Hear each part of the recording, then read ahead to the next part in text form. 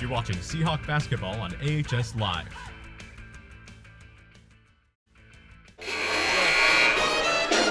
And we welcome you in live here to our AHS Live broadcasting of a big doubleheader on senior night.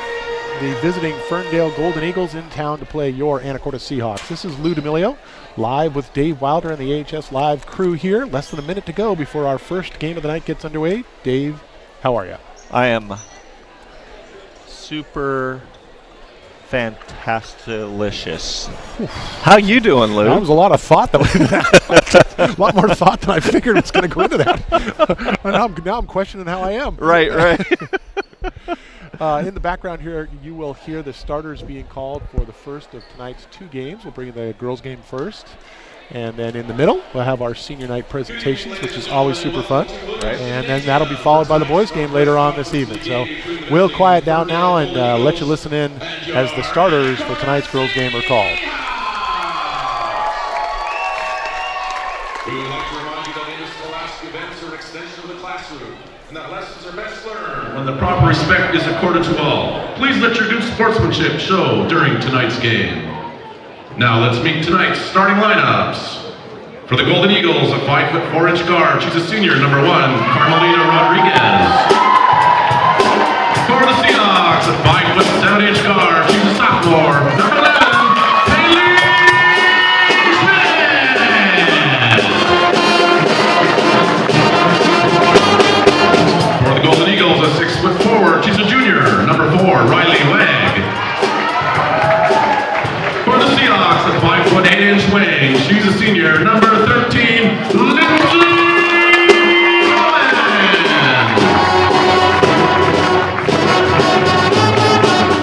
For the Golden Eagles, a 5'11" forward. She's a junior, number 12, Emma Hines.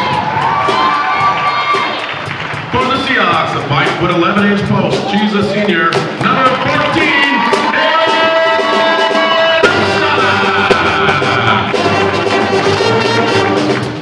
For the Golden Eagles, a 6'1" forward. She's a junior, number 20, Nicole Gesford. For the Seahawks, a 5'11" forward. She's a junior, number 23, Gabby Rundgren. For the Golden Eagles, a 5'5" guard. She's a sophomore, number 25, Brianna Burns. For the Seahawks, a 6'1" post. She's a junior, number 33, Melissa Freed. The head coach for Ferndale is Mike Ivey, assisted by Brenda Ellis, Ashley Honeycutt, Lindsay Honeycutt, and Art Ivey. Seahawks are led by Ken Welk, assisted by Kristen Downs and Mike Barabo. Team manager is Jeremy Downs. The team trainer is Corey Smith. Now, would you please rise for the playing of our national anthem, this evening being performed by the Anacortes High School Pep Band, led by Mr. Chris Dial.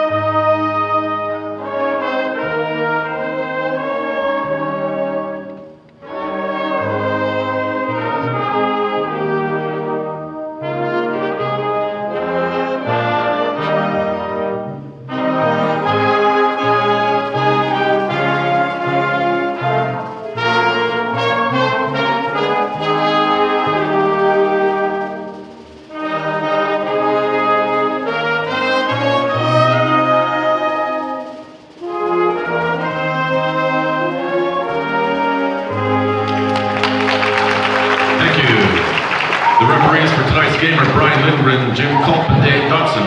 These individuals are registered with the Washington Interscholastic Activities Association.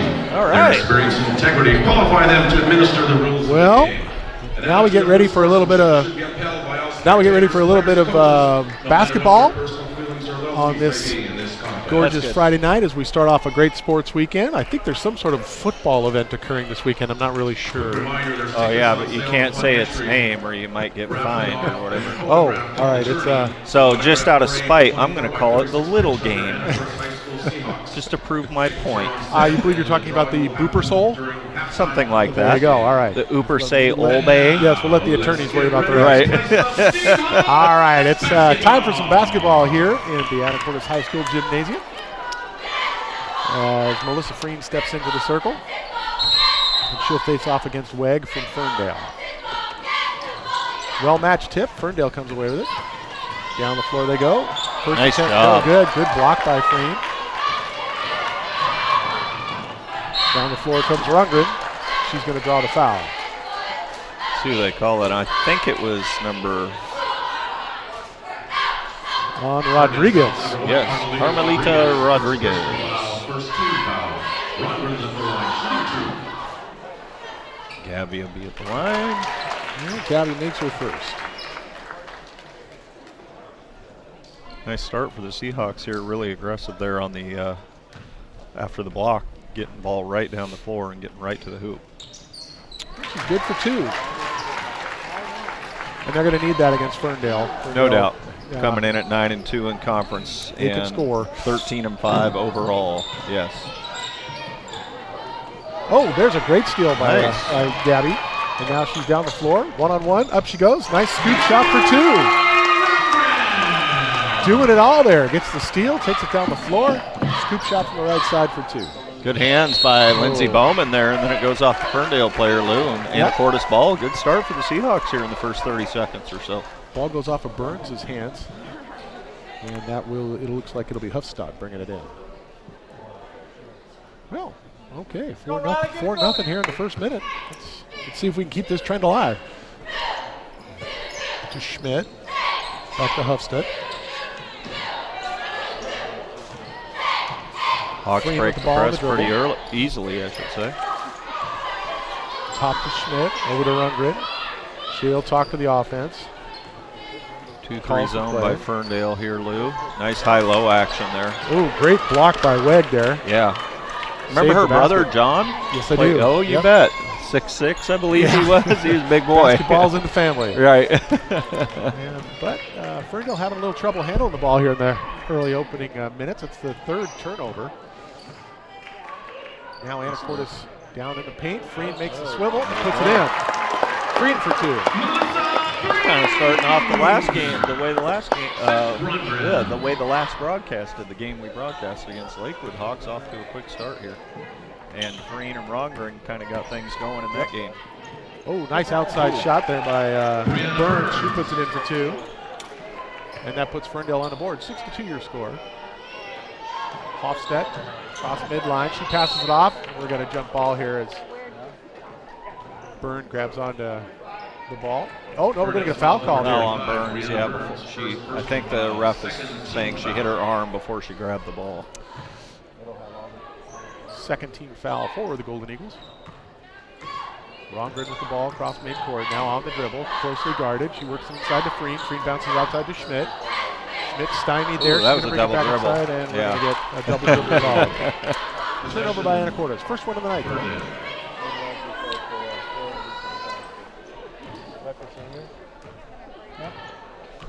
Rodriguez on the dribble for the Golden Eagles. Over to Byrne on the right-hand side. Byrne looks over the defense. Strong pass, but it's going to go out of bounds. Wow. Another turnover for Anacortes, or two Anacortes.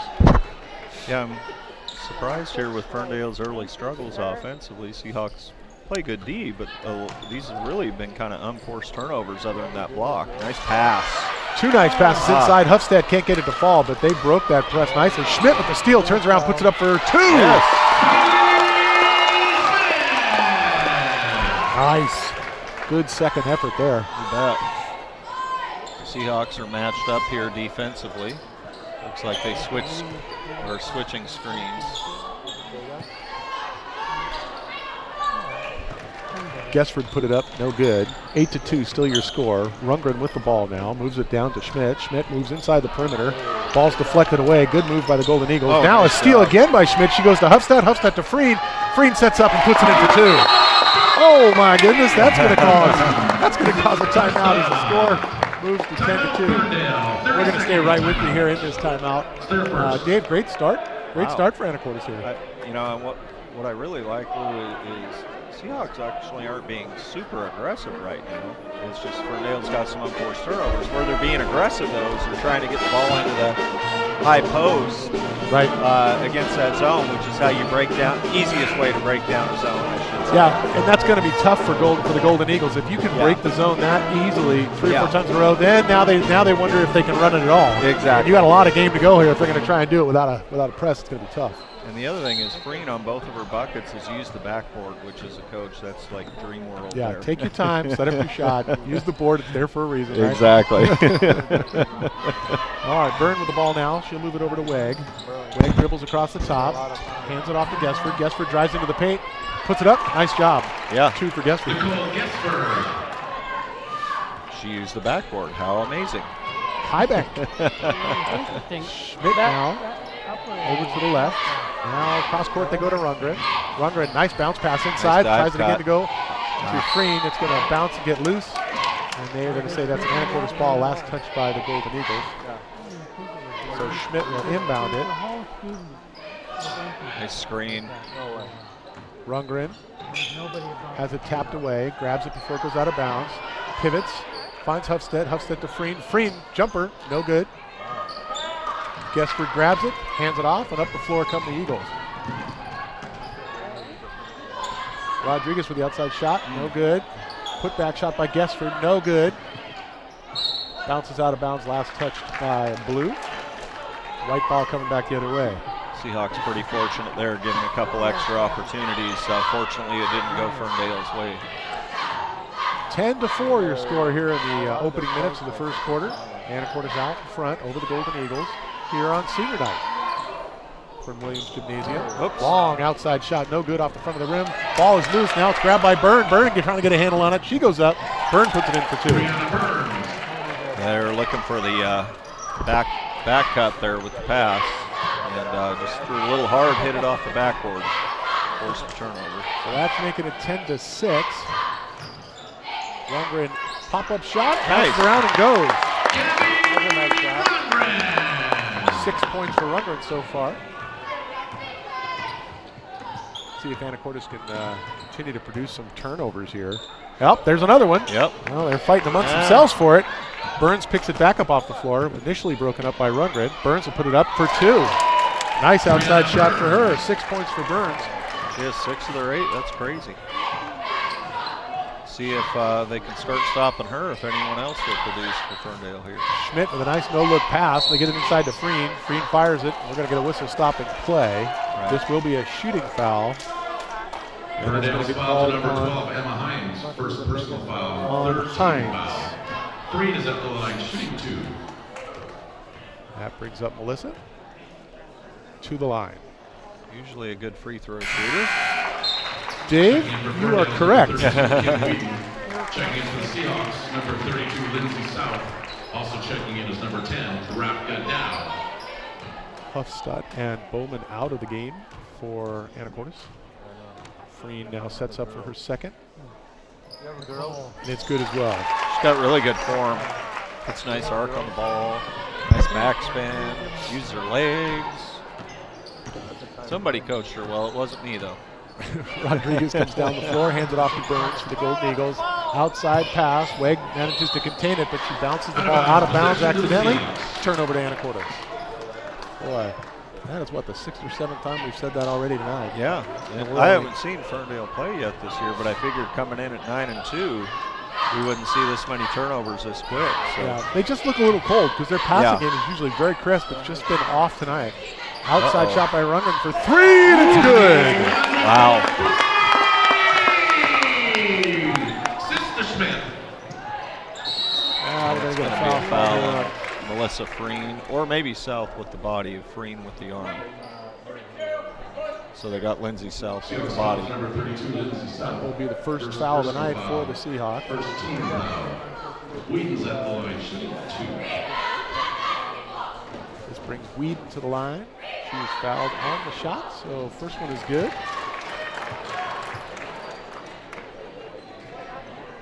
Yeah, big sports weekend. A lot of NBA tonight. Some great football on Sunday.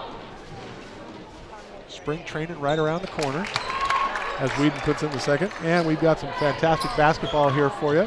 7th grade AAU plays in the Super Showdown tomorrow down in Tacoma. The Super Showdown. Well, nice pass inside because the frame. it's a certain weekend. Oh, I see. Yes. I put that together now. Hey, that's exciting. It's fun. It's fun to go down there and play. Man. You bet. It's a one-day tournament, and kids will have a good time, and they get 3 games and get to come home and spend the rest of the weekend watching the little game. Rodriguez with a nice sweeping shot there. She puts it in for 2. That's her first points of the night. Uh-oh. And once again, there's a steal. Oh, nice move. Shot's no good. Rundgren comes away with the rebound.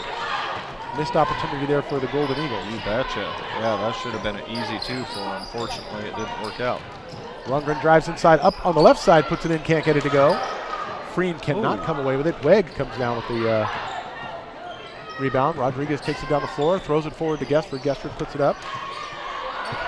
No good. Ball's loose on the floor. Weg comes away with it. Anacortes getting out-rebounded down here in their own end. For sure. And we're going to get a call against Freen there for a little too much contact. Seahawks foul number 33, Melissa Freen. First personal foul. Foul number 2 for the Seahawks. Checking in for Ferndale's number 24, Peyton Hubbard. Uno White Checking in is number 15. checks in. I know they Checking in for the Seahawks. had that messed up. Number 14. She's wearing number 12 instead of number 25. Checking Correct. in is number 12, Uno White. Yeah. Outside shot for 3, no good by Ferndale, but the rebound grab, put back up, no good. There you go, Lindsey. Finally coming away with it is Lindsey South. She'll give it to Rundgren. Rundgren will dribble across the middle of the court. Move it over to the right-hand side. Hand it off to South. South will roll it across the top. Now back down to the right-hand side. Back to Rundgren again. We're going to get a traveling call against Gabby Rundgren, as usual. I could not see it there. I was blocked by other players, but I'm going to assume they got it right. 17. Are you now? Yeah. Well, trying something new tonight, are you? Well, for the moment. It's a fleeting moment. Humbert with the ball. She'll go to Weg. Weg to Rodriguez. Rodriguez kicks it down into the corner. Well defended. 10 seconds on the shot clock. Weg looking to find some place to get rid of it. Moves it inside. And ball mishandled. Bounces out of bounds. Last touch by Humbert. Anacortes gets a new clock and the ball going in the other direction. 44 seconds left here in the first period of play. 17-12 your score. First game of our senior night doubleheader live from Anacortes High School. Rundgren just outside the perimeter. Pop-up shot. No good. In and out. And we're going to get a foul called. And that's going to go against number 15, Jamie Johnson. First personal foul. On the Golden Eagles. 4th team foul, that's her first. Nice inbound pass, they move it over to the left-hand side. Rundgren waits for the screen to get set up. Moves into the corner, now back outside they go. South thinks about it, but passes it off.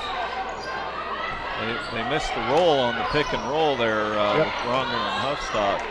15 seconds on the shot clock. Rundgren slows everybody down, says, all right, let's try it again. Less than a second. He'll drive the right-hand side, bounce pass, and we're going to get a foul called probably against Rodriguez here. Oh, my mistake. It's going to get called against Weg. 5th team foul here as we near the last few seconds of the first quarter of play. White will inbound the ball so she can find a target. She floats it up inside. Now they bounce pass inside. That's going to get stolen. Wide pass. Rodriguez has to go contain. She gets it inside. Ball's loose on the floor.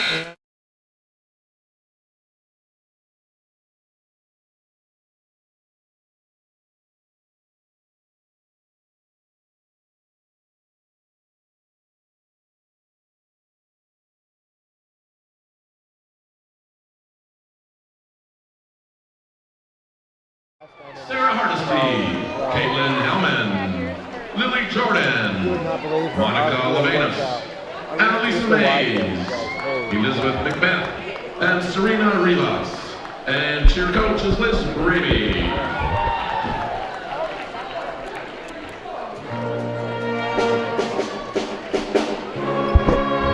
Well, folks, it looks like we are going to be staying with you through this timeout. I know we said we were taking a break, but you got a chance to hear the cheerleaders' names called out, which is always good. They certainly deserve the recognition. Hard-working crew over there. You bet. They'll be part of senior night as well for any of those that are seniors. You bet. 17-12 your score as Anacortes will have the ball at the beginning of the second quarter of play. Great start by the Hawks here. I'm sure this is not what most people expected at the end of the first quarter. If anything, maybe the other way around. Yeah, from the looks of it, it's not what the coaching staff was expecting for Ferndale. No, they're doing some head scratching going on over there. Getting a little red in the face, you know, tends to happen when you're coaching.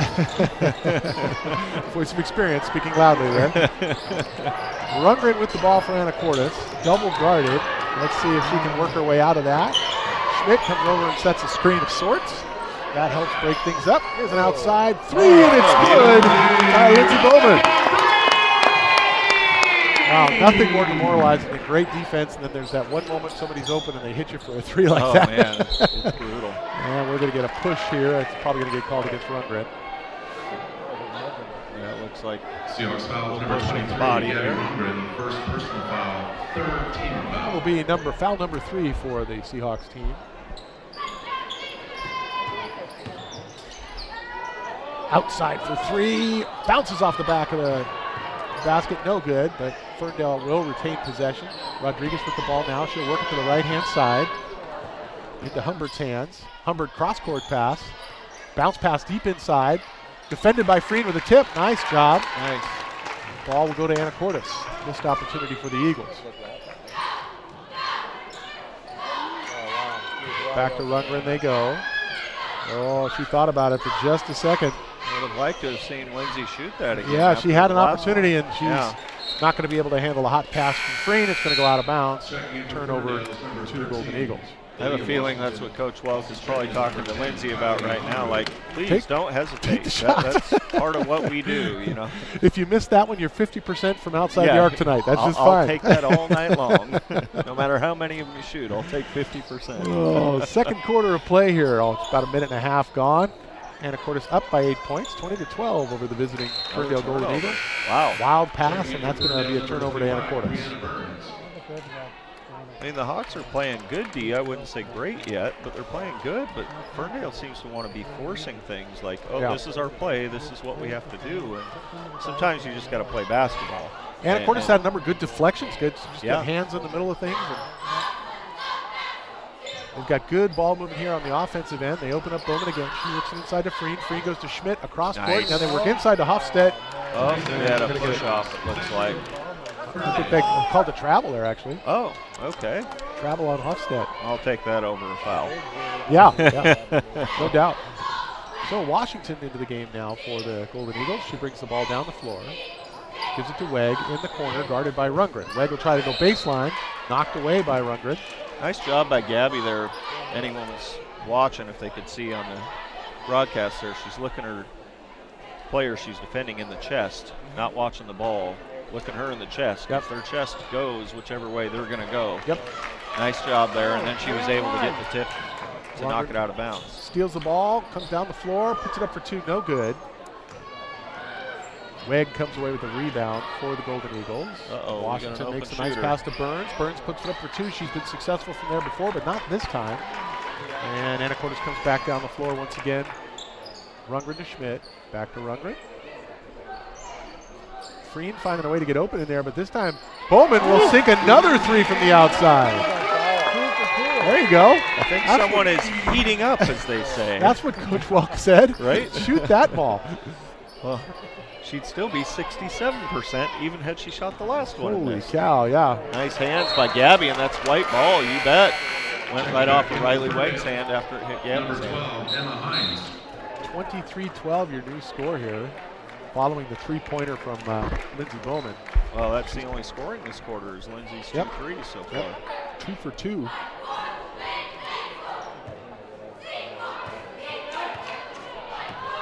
Two for 2 from outside the arc. That's not bad. Well, and with Ferndale playing a 2-3, I'd be closing out on her a little quicker just in case. Green turns around and puts it in for 2. And see, that makes it tough. Now the high post has the ball. You're worried about the shooter.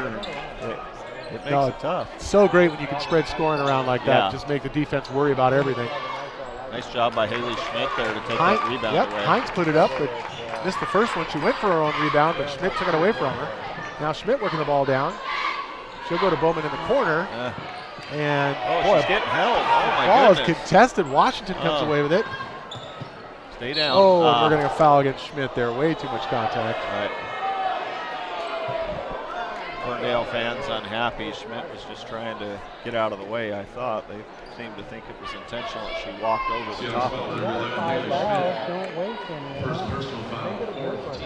Had she hit her in the head or something, then I'd understand. But she just literally stepped over to get out of the way. So nice job by Lindsey Bowman. Yeah, Bowman breaks it up, gets it to Rundgren. Rundgren down the floor on the run. She's got choices. We're going to get a block. That could have been a jump ball there. And that's going to go against Wegg. Hey. Yeah. We'll take the foul, though. Wegg's second. Ferndale's foul number 4, Riley Wegg, second. And now Wegg's foul gives them 6 team fouls, so one more, and Anacortes goes into the bonus. Rundgren at the line, shooting 2. Ferndale's number 20, Nicole Gesper. Gabby's also a good free throw shooter. Gabby and Melissa both have made all their shots tonight, but in general, they shoot very well at the free throw line. I think Gabby's 3 for 3 tonight so far, isn't she? Correct. From the line? Yep. And let's see if she can keep that rolling. And she does. 11 points so far for Rundgren. Look at this lead, Lou. Yeah. I know it's early, but this is awesome. Definitely have the Golden Eagles back on their heels. Yep. And this ball's getting hotly contested on the floor. Wow. Defensively, Rundgren finally steps in and grabs it. She's going to get pushed off the ball. No foul called. Washington with some good ball handling as she comes down the floor. She'll go into the corner. Burns now's got to bring it back out. Oh, but Rundgren interrupts that. She comes away with another steal. Nice screen. That's a high screen. Nice job. Now to Schmidt. Back to Rundgren. 20 seconds on the shot clock. Plenty of time. Rundgren slows things down.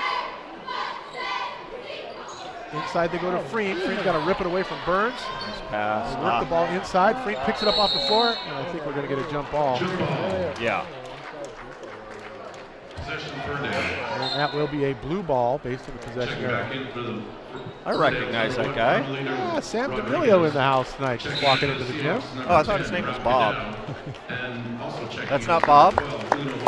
Oh. I don't believe so. Oh, it's Sam. I believe I thought know it was that guy. Bob. Okay. I believe he played a little basketball on this floor. Played 1 or 2 minutes. Got a little garbage time. Rodriguez to Gesford. Gesford to Burns at the top. They work it down the left side. Up to the top they go. Over to Burns once again. She'll roll it to the top. Here's an outside shot for 3. No good. Just a little short. Freen grabs that. Powers it back outside. I actually like that save by Freen because I don't think she was 100% sure if it had been tipped or not. Right. Yep. So I thought that was a good move there. Wow. All kinds of hotly contested deflections going down the floor. Seahawks have now stepped up their intensity on defense. I thought it was good to start. I think it's a lot better right now in the second quarter. It's really giving Ferndale fits. Held them scoreless so far, as a matter of fact, in this quarter. 3-minute mark. Freen's pass is intercepted, and Freen gets a little up close and personal, and she's going to get called. Take away a couple turnovers here that they've had after forcing one, and they're up by 20. Awesome that they're up 15. Yeah. They really could be up 20 or more. So Hawks are doing a good job here. And firmly in control and in pretty much every aspect of the game. Yeah. It's kind of interesting. No doubt. Work down the left-hand side. Drawing the foul is Rodriguez for the Golden Eagles. Uno might have reached there at the last second, I'm not sure, but she moved her feet well on that. So that one's going to go against White. Yeah. First personal foul. And that will square up both teams in 16 fouls with 2 minutes and 54 seconds left to go before we get to halftime in this contest. Rodriguez puts in her first. That's the first scoring, right, Dave? Yeah, First scoring for the Ferndale Eagles in the second quarter. Over 5 minutes into the quarter. Wow, that's impressive when you're you can hold another team that many minutes without getting on a board at all. You bet. Second one is no good. Anacortes bringing it back down the floor now. Lundgren will center the ball up. She's challenged right away. She Nice goes pass. inside to Huffstead. Huffstead puts it in for 2. Assist Lundgren. Great pass by Rundgren, but great job by Huffstad showing she was available, had her hands up, showing Yes, Gabby indeed. she wanted to receive the ball. Nice defense there. Wow, Hawks are really getting after it. This is impressive. Intercepted pass by Huffstead. And now she'll give it to Rundgren. Rundgren patiently coming across the half-court line. Looks it back over to White. Oh, you White gotta to find your Rundgren. high post there. She's open. Get her the ball. Well, Oh. she's got to be open. That ball intercepted by Rodriguez, who's on the run right now. She tries to pass down the court, intercepted by Rundgren. Rundgren drives it down the right-hand side. On the sprint, she goes up, she's fouled. Draws the foul. I think that'll be on number 10, Kylie Honrud. Ferndale's fouls number 10, Kylie That would be her Hunter. first, and that's enough for Anacortes to go into the bonus. This will be a shooting foul, but from here on out, it's going to be bonus shooting. Rundgren continues her streak. Ferndale's number 4, Riley Way. Ferndale with over half as many fouls as they have points. Number 11, Haley Schmidt. Number 13, Lindsey Bowman. And number 32, Lindsey South. So 30-13, Ferndale certainly scratching its head as to exactly what's going on here tonight. And Lundgren sinks yet another and maintains herself as perfect at the line. Wow. 6 for 6 for Gabby from the charity strike. Rodriguez with the ball now on the dribble. She'll work into the corner, put it up for 3, no good off the front of the rim. Ball bounces around, bad pass gonna go out of bounds. Wow. I'm really in Guessford, shock yeah, here. Guessford with just a little mental error there, Yeah. just threw it to empty space. Just under 2 minutes to play here before halftime. 31-13 to our transposable score. Lundgren from the outside, off the front of the rim, no good. Grab by Rodriguez, coming back the other way of the Golden Eagles. Good look, though. Nice reversal by South to get it to the open run room for the shot there. Short Wow. shot, grabbed by Schmidt. And Schmidt lost the handle on the ball. Rodriguez grabbed it but stepped out of bounds, so it will be an Anacortes ball after all. Lundgren, double guarded, finds the open person in Bowman, works it over to Huffstock. Back to Bowman, Nice cross court skip. to Schmidt. There you go. They go Ah. inside. Oh, bad pass gets away from South. Recovered by the Golden Eagles. Rodriguez brings it back up the floor.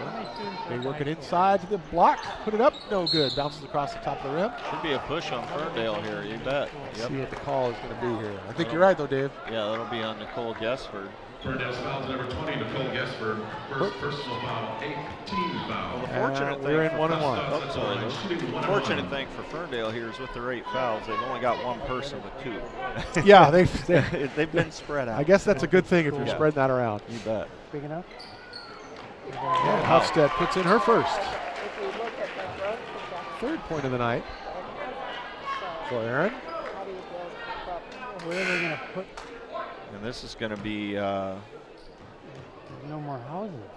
You can build in. Yeah. Alina Johnson wearing number 25. She's not on the varsity roster. She's on the JV roster, but she's wearing 25 for the varsity tonight. I just checked I in. mean, I'm sure Connor and Emily are going to And I'm sorry, who's that? Alina 10, Johnson. 20 more. Yeah. but not- Oh, I see, okay. Yep. Not 200 more? Inside Nice shot, D no again. good. Bounces free on the floor, back into the hands of the Golden Eagles. Now to Wedge, she's driving against 2 defenders. Nice Couple job nice by spin Gabby. moves. She goes to Rodriguez. Rodriguez stuffed by Rongren, but recovers the ball. And finally, they put it up. Got a good clean Wow. shot, no good. Ball on the floor and loose. Blue ball. And that will be blue ball. Yeah, it should be. Bounced off of Rundgren's foot, if I'm Checking not out for the mistaken. Seahawks, number 24,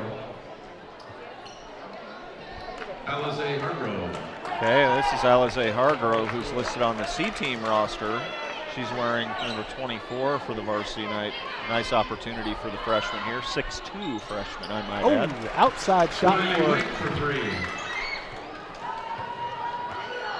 I didn't see who Weg. scored that, Lou. Weg That was for Weg. three. Okay, Yeah. thank you. 33-16 with less than 30 seconds to go here. Rundgren with the ball. Big cross-court pass back to her from Schmidt. And now back to Schmidt they go, but that one's interrupted by Weg. Schmidt managed to hang on, and we're going to get a foul called against Weg. That'll be her third. Oh. The only one that had two picked up her third. Yeah, now, boy, that was a tough call. Yeah, I'm not sure that was Coach Mike Ivy's vision. Yeah, that's 1-and-1 opportunity for Schmidt. She can't make the first, so she will not get a second. 7 seconds left as Rodriguez comes down the floor. They got to turn and fire. Guessford puts one up. No good. They'll hang on to it to the buzzer. Yep. So as we go to the half, Wow. your Anacortes Seahawks lead the Ferndale Golden Eagles 33-16. We're going to take a break. We're going to do some business. We'll be right back with halftime after this.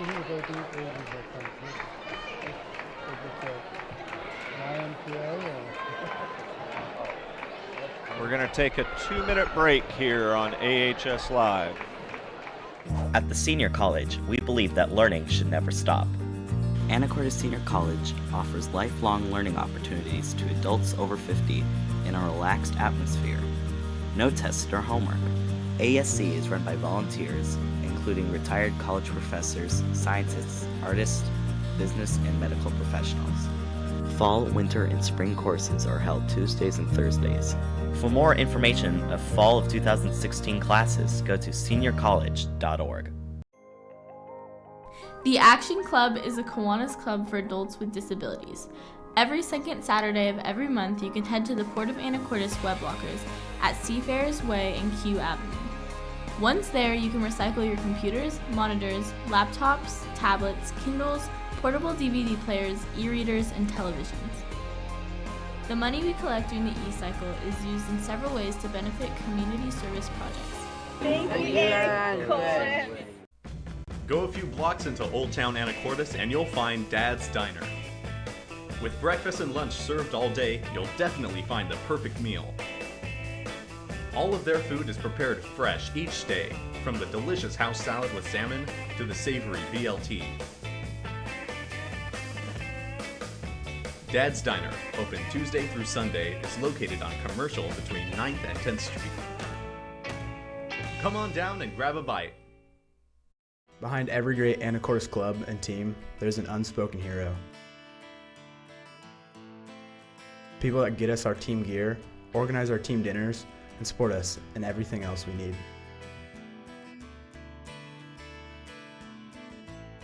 From every student athlete in AHS, thank you, Saba, for the football team's two-a-day shirts, the volleyball team's warm-up gear, and everything else in between. Saba, the Seahawk Athletic Booster Association. Well, we bring you back in live here to our halftime show in the first game of our senior night doubleheader, live from the Anacortes High School Gymnasium. Dave Wilder, Lou D'Amelio, and the AHS Live broadcast crew. Happy to be with you tonight. And, we just watched a fantastic first half of Seahawk basketball. No doubt. I mean, I always expect good games in the Northwest Conference. Even when I haven't seen the teams, you usually tend to have close games. And if it were going to be the score it is, just looking at records, I would have went, well, Ferndale's up 17 Sure. at the half. Yeah. Tough game on senior night. That's what I was thinking coming in here, you know.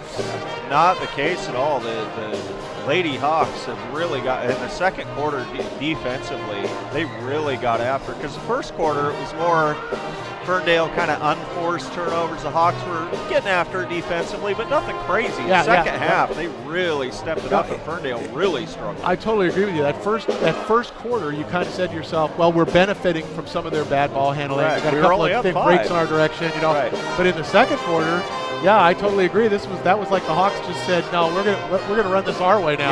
Yeah. And the defense locked things down. I mean, as you said, only 4 points for the Golden Eagles in the second quarter. Boy, you keep that up. That's good news. 3 of that was near the very end. That when Riley Weg hit 3. Before that, they only had one made foul shot to score. So, heck of a showing by the Lady Hawks here, and scoring has been kind of spread around, and defensively, everyone has got their hand on the ball at some point, whether it be through tip pass, tipping out a rebound, grabbing the rebound. It's just really impressive. It's only the third game we broadcast this year, but by far that quarter is the best defensive performance Absolutely. I've seen. Yeah. Hawks, so. And that first quarter, I would say their offense looked fantastic. Some great interior passing, some really nice ball movement around the perimeter, a couple of great outside shots. It all looked good. Yeah, you bet. I mean, they actually scored more by 1 point in the first quarter than they did the second. Oh, we're going to run the replay. And we'll be having some replays coming up here for you. We'll be having some replays coming up for you here as we're talking. So, but you can see some of the highlights from the Lady Hawks here in the first half. But while that's rolling, want me to go over stats real quick? Yeah, let's talk some numbers. Well, for Ferndale, real quickly, their leading scorer is number 25, Brianna Burns, with 6. She had that all in the first quarter. And then they've got a couple players with 3 in Riley Wegg and Carmelita Rodriguez, and then they have Nicole Desford and Kim Wheaton with 2. That rounds out their 16. So, but for the Hawks, we got a few different things going on. You got Haley Schmidt with 2. You got Lindsey Bowman with those 2 big threes. Oh man, that was beautiful. Yeah. I feel could have had 3. Yeah, that was beautiful. Still, the 2 she took, she made, got herself 6 points. And Erin Hofstadt has 4. Melissa Freem with 8, and then Gabby Rongren, their leading scorer for the year, leading them at the half with 13. The most impressive thing offensively to me, Lou, is the way they've tried to work their high-low game. Like I said, take away a couple of the turnovers they got, and that's an even bigger lead, but they're doing a good job getting the ball to the high post. Mixing things up. You bet. And they are 10 of 11 from the line from the free-throw line, 90.9%. Make them pay. Make them pay. There you go. We're going to score. And great job. And none of those are on and one. They've been 2-shot fouls and then a couple play. one-on-ones. Yep. Well, let's do this. Let's get a little business out of the way, and that'll bring us back just in time for us to get the second half of this first game of our doubleheader. We still got a lot of basketball yet to go tonight. We'll get our business out of the way, and we'll bring you back to the second half. We'll be right back after this 2-minute break. Okay, here. Are you hearing us, sir? Fantastic pictures are taken by yearbook photographers at AHS sporting events, assemblies, performing arts, and more. The best of these photos are now available to you online. Just point your browser to ahs.smugmug.com. You can download digital images or order prints right from your computer or phone with the SmugMug app. How cool is that? Support the rhododendron and your students by using ahs.smugmug.com. Kennelly Keys Music in Anacortes is your one-stop shop for all your musical needs. As a full-service music retailer, Kennelly Keys offers everything from sales and rentals to music lessons and repairs. Whatever you need, Kennelly Keys Music has you covered. Visit our website at kennellykeysmusic.com, follow us on Facebook, or stop by the store and speak with our knowledgeable staff. And make sure to check out our new music hall. Kennelly Keys Music, located at 1904 Commercial Avenue in Anacortes.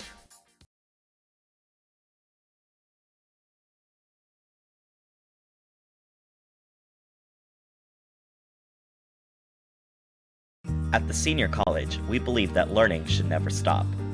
Anacortes Senior College offers lifelong learning opportunities to adults over 50 in a relaxed atmosphere. No tests or homework.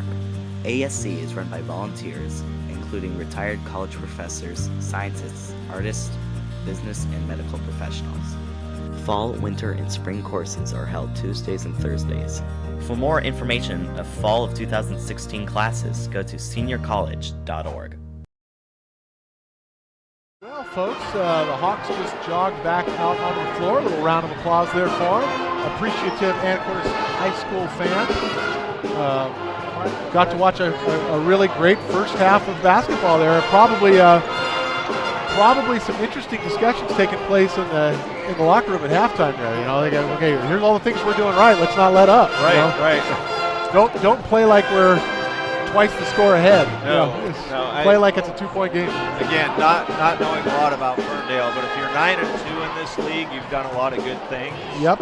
That is right. The 17-point deficit can be erased if you start doing them and the other the team replays lets up. working again, so we're going to play a few replays. We got about a little over a minute to go here, Lou, and we'll get some replays rolling here for folks. Yeah, take a look at some of this play here. And this, I mean, look at the ball handling here, and Rundgren driving into the hoop, draws the foul there.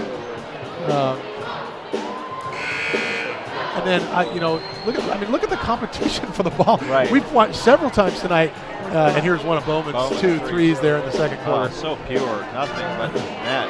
But, a couple of times tonight we've seen just frantic exchanges back and forth. Ball tip, grab it, ball's tip back, somebody else grabs it. It's fun basketball to watch. Look at that pass. Right inside, Huffstedt with a pivot move. Yeah, definitely some good-looking things by the Hawks here. So I'm excited. We're playing basketball tonight. Third quarter, you bet.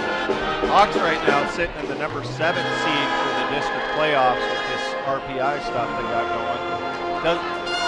Hard to tell because they don't give out how they do the math, but it looks like they'll probably be with a win, probably still be planted there in the 7. And, if they were to finish at the 7, that means they're playing the 10 in the first round, which is Sammamish. Yep.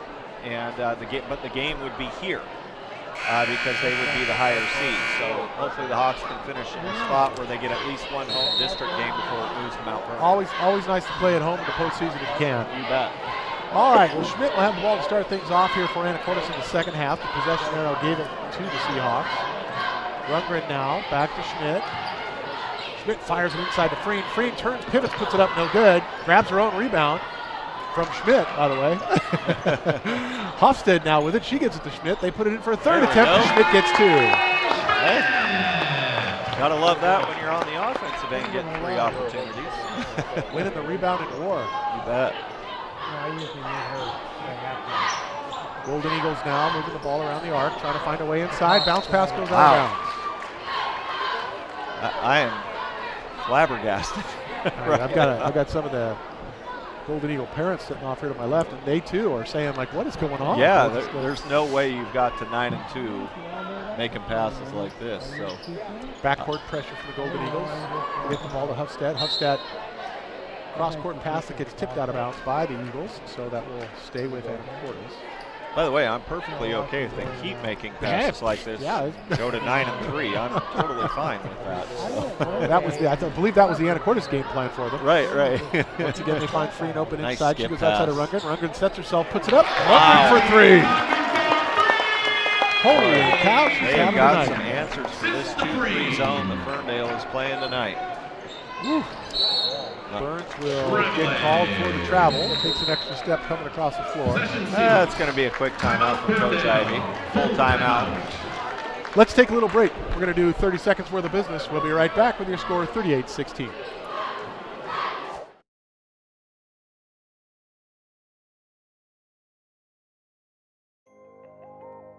The Action Club is a Kiwanis club for adults with disabilities. Every second Saturday of every month, you can head to the Port of Anacortes web lockers at Seafarers Way and Q Avenue. Once there, you can recycle your computers, monitors, laptops, tablets, Kindles, portable DVD players, e-readers, and televisions. The money we collect during the e-cycle is used in several ways to benefit community service projects. Thank you. And so we bring you back in live here in the third period of play. 38-16, Anacortes in the lead as they have been the entire game. Just like the last time we broadcast. Remember, the girls were ahead wire to wire, and then the boys were ahead wire to wire. They won both games, and now we see the same thing here tonight. Anacortes has been in the lead all the way through to this point. They got off to a 6-0 start to start this thing. I saw the referee and the Ferndale coach having a conversation there, Lou. Ferndale coach had his players already back on the floor. He thought he had called a 30, but he had accidentally given the signal for a full. Yeah, they definitely called a full. Full timeout. Yeah. Oh, Schmidt gets stuffed here at the far end, but manages to recover it. Now she'll fire the ball down to Rundgren. And we're going to get a foul called. This one I think is going to go against Burns. Ferndale came out and pressed there. A 1-2-1-1 press. And gave the Seahawks a little trouble there for a moment. And as we're watching here, if our folks in the booth can, if you guys are hearing me in the booth, just turn your mics down. We're hearing all your chatter. Oh, there's a nice pass. Bowman now on the recovery. Show Bucket. big outside three, no good. Nice Rundgren fights for it and gets the ball. Backside rebound against the zone always comes in handy.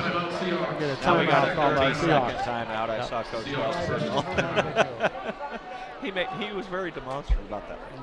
Like, don't call a foul. And I think, you know what we need to do right now with our 30 seconds here, we need to reach out to Ruben, our engineer in the booth, and let him know that if he could kill his mic, that would be very helpful to us.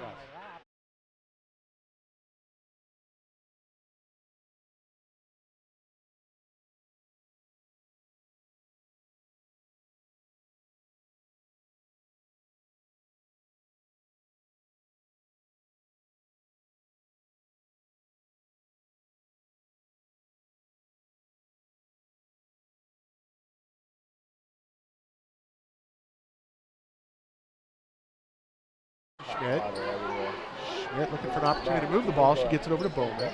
Tipped. Recovered by Weg. Oh, Weg almost travels. Yeah, almost. Ferndale applied a little more pressure at the top of the zone there than they have for the most part this game.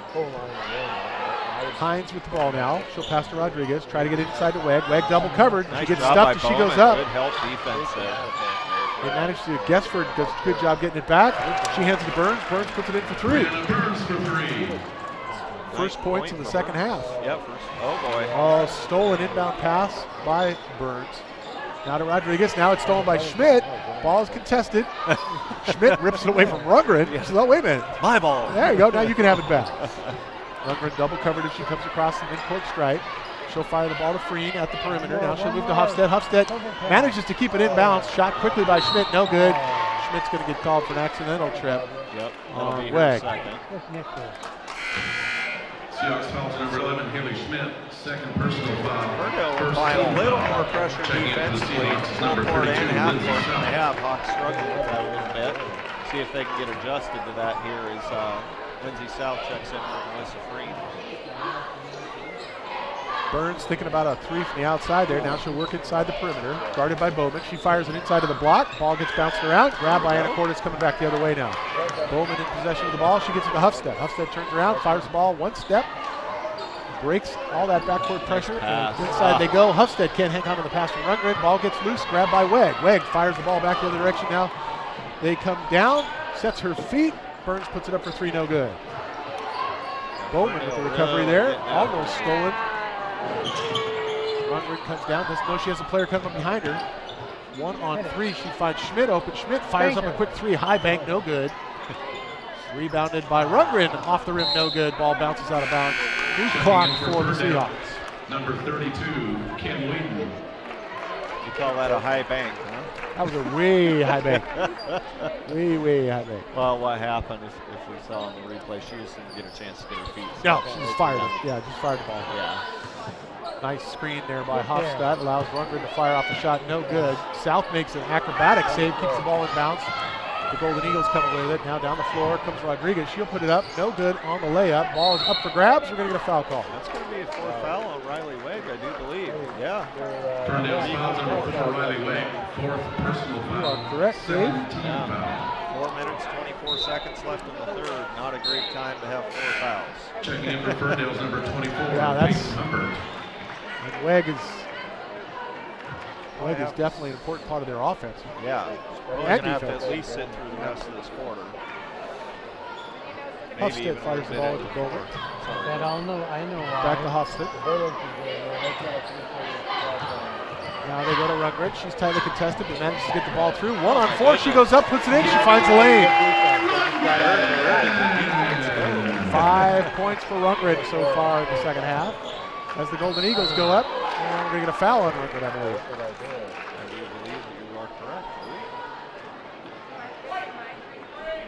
Seahawks foul to number 23, Gabby Rundgren. Second personal foul. Second team foul. Hines at the line. Hines at the line. Hines so far blanked on the board tonight. First one's no good. Seahawks number 33, Melissa Freen. Freen back in the game for Hofstedt.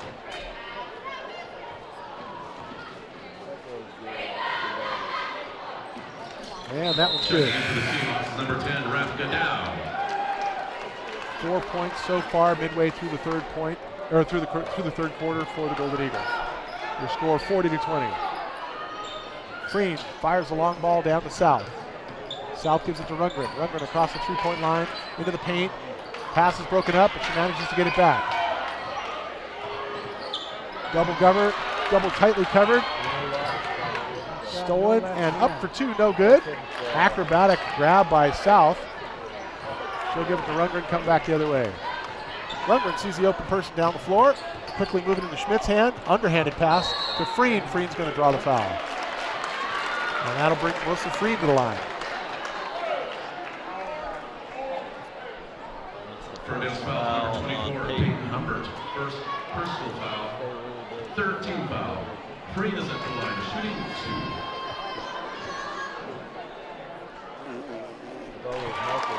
As you said, Dave, she's got really good form. Yeah. Good repeatability, puts it in every time. You bet. Oh, that Kipling trying off the Well, it's not just the form. Like you said, repeatability, rhythm. You know, you have to have the same rhythm every time. Sure helps. Free throw. Yeah, sure helps. I mean, there's no one guarding you, so there's no reason not to, right? Second one, no good, but it is recovered by Anacortes, and we're going to get a foul on the floor. Yep. Should be on Ferndale once again. Yep. It's on Ferndale's foul, Brianna number Burns. 25, Brianna Burns. Third personal foul. 4th team foul. I only had it as their second, but they've got it as their third. Yeah, I've got 3 here. Okay, awesome. Inbound pass, 3-point shot from Rundgren, no good. Over the back on Melissa there. And Freen gets called for that. That'll be her third. That is her third. Third personal foul. Third team foul. Well, I 3 minutes really and don't have 29 seconds. Oh, sorry. Go ahead. I really don't have a problem with Brianna Burns sitting out right now, being she's their leading scorer with 9 points so Yeah, far. jeez, that's costly for them to take her off the floor. You Outside shot for 3, no good. Grabbed by Anacortes. Freen comes away with it, fires it. Rundgren slows things down, lets the offense get ahead of her and get set. She'll go to Schmidt over on the left-hand side. Schmidt drives it inside to Freen. Freen pivots, puts it up. No good for 2. We're going to get a push. I think this is going to go against South. Yes, well, that'll be her second. Little push in the back there, trying to get the offensive board. Second personal foul. Both teams now have 4 team fouls as Rundgren comes out for a well-deserved break. Dow into the game for the first time that we've seen her tonight. First time this half, yeah. She did play Oh, the first time. my mistake, right. Yeah. 41-20 your score. Anacortes out in front as they have been all night long so far. Oh my goodness. And mishandled ball after a nice tip by Bowman. Mishandled ball by Ferndale. And that will be an Anacortes ball coming back the other way. So tomorrow we're going to... Firm pass to Bowman. She's quickly closed in on by 3 different players. She finds South inside. South tries to force the shot up. Can't get it to go.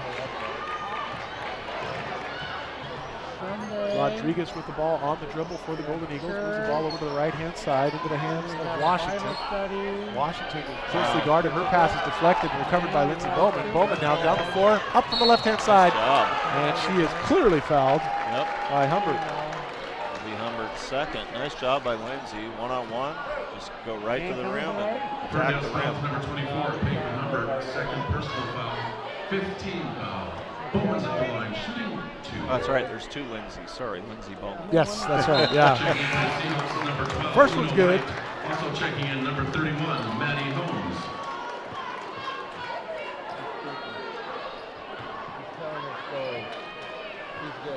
What is this story? Second one's no good.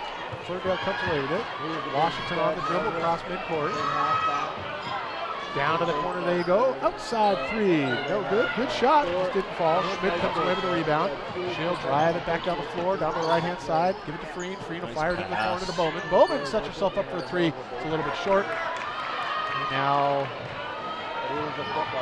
Golden Eagles coming back the other direction. Oh! And we are going to get a foul called here against Anacortes. That sure looked like she was straight up. Didn't even get her with the hips, I thought. But First it'll be her first for Lindsey Bowman. Whedon is at the line to shoot 2. That brings Whedon up to the line shooting 2. 42-20 your score. Scoring has slowed down quite a bit here in the third period. Whedon puts one in. That'll be her first point of the second half. Yeah, fortunately it hasn't picked up for Ferndale. as it slowed down for the Seahawks. So yeah, the Seahawks are still winning the quarter even though it's low scoring. 9 to 6 without May. So what school, what high school did you go to? Well, that press gave Anacortes trouble when they first put it on, Lou, but since then they've done a good job of breaking the press. On the run, down the floor she goes. Nice clear lane, puts it in for 2 for Rodriguez. Carmelita Rodriguez. Well, just as I say that, Ferndale presses again and gets a jump ball. I believe the ball goes to the Seahawks. Checking in for the Seahawks is number 23, Gabby Runger. He came to me one day and said, you can't play if you don't go to school. Well, looks like it's going to go to the Golden Eagles. Okay. I thought I agreed with you there, Dave. I don't. Yeah, I thought they'd already switched the arrow. Clearly they had not. Now they have. Okay. Tough defense against a good offense here. Should be offensive. That one will be an offensive foul. Maddie Holmes taking the charge there. Nice work. Washington's first Ferndale's tonight. foul to number 13, Aaliyah Washington. First personal foul, 16 foul. Oh, look at that young man walking into the gym right there. Oh, I think I know him. Isn't that DJ Some Wilder? people call him the doctor. DJ Wilder in the house? Surprised he's here. Has to be in Seattle in a few hours. But Rundgren with the ball, fires off a 3. Oh, that is a pretty shot. They only gave her 2. Still, that's kind of a dagger type shot right there. Ferndale thought they might be getting a little momentum. Yeah, they only gave her 2. Nice floater shot from the Golden Eagles. No good. Grab on the rebound, and they're going to draw the foul going up. Probably against Hofstadt. Yeah, that's a good call, Aaron. I believe it was Aaron got her from behind with her body. Yep, that's a good call. Foul to number 13, Lindsay Holmes. Second personal foul, 16 foul. Humbert's at the line. First shot, no good. Humbert at the line. 1 minute to go here in the third period of play. 44-24 score. He comes to Super Bowl party. Second is good. Sorry, Lou. Ferndale shooting well from the line tonight, too. They're 7 of 9. Just not getting a lot of field goals. Oh, that's going to be blue ball. Yes, the press beginning to work there for the Golden Eagles. Yeah, I shouldn't have said anything about how the Hawks had started to break it, because since then they've started with it once again. Yeah, I think it was in the original group. But not the... From the outside for a 3. Humbert for 3. Anacortes beginning to struggle a little bit against this backcourt pressure. Right. Golden Eagles trying to take advantage of that. Interrupted pass. Rundgren comes away with it. Oh. No foul called there as Rodriguez fell into her, but we are going to get the secondary foul against Humbert. That'll be her 3rd.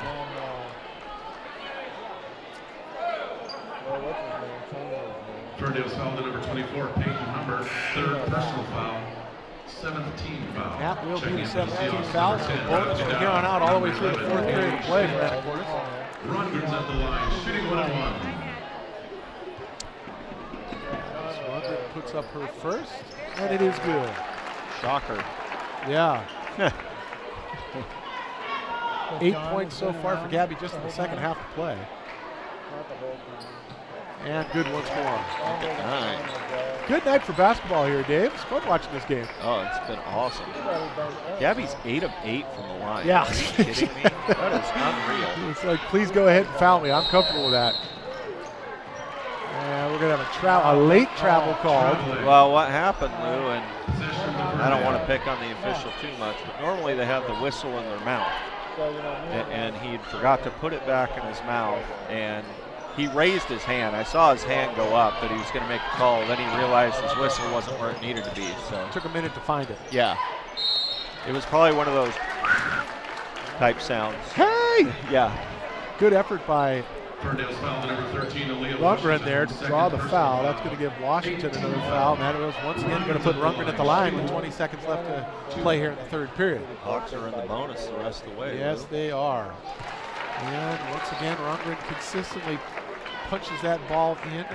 I just think if Gabby's in line, we don't even need to commentate. Just, they're good. Oh, look what you did. Oh, man. Here's our first white miss of the ball, evening. Let's see if we can get 2 out of this recovery here. This is part of Gabby's plan. She's going to turn it into a 3-point play. Very well thought out. They fire to Lundgren on the inbound. She's guarded closely by Rodriguez. Well challenged. She's fighting her way through the defense. Ball pops loose. Goes out of bounds. Will stay with Anacortes. Rodriguez is pretty darn good defensively there. Got good quick hands, good feet. No doubt. All 5'4" of her. Yeah, if that. Yeah, that's what they list her as. Oh, anyways. That's generous, I believe. Hofstadt with the ball in the inbound. Schmidt fires a quick 3. It's no, just a little bit too deep. Oh, nice job, Rafka. Now Lundgren fires for 3. Still too deep. Washington with it now. She'll pass it off, and that will be the end of the third period of play. 47-28. Anacortes out in front of the Golden Eagles. We're going to take a 30-second break. We'll be right back after this.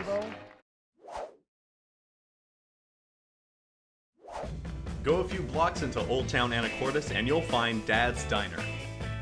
With breakfast and lunch served all day, you'll definitely find the perfect meal. All of their food is prepared fresh each day, from the delicious house salad with salmon to the savory BLT. Dad's Diner, open Tuesday through Sunday, is located on Commercial between 9th and 10th Street. Come on down and grab a bite. Behind every great Anacortes club and team, there's an unspoken hero. People that get us our team gear, organize our team dinners, and support us in everything else we need.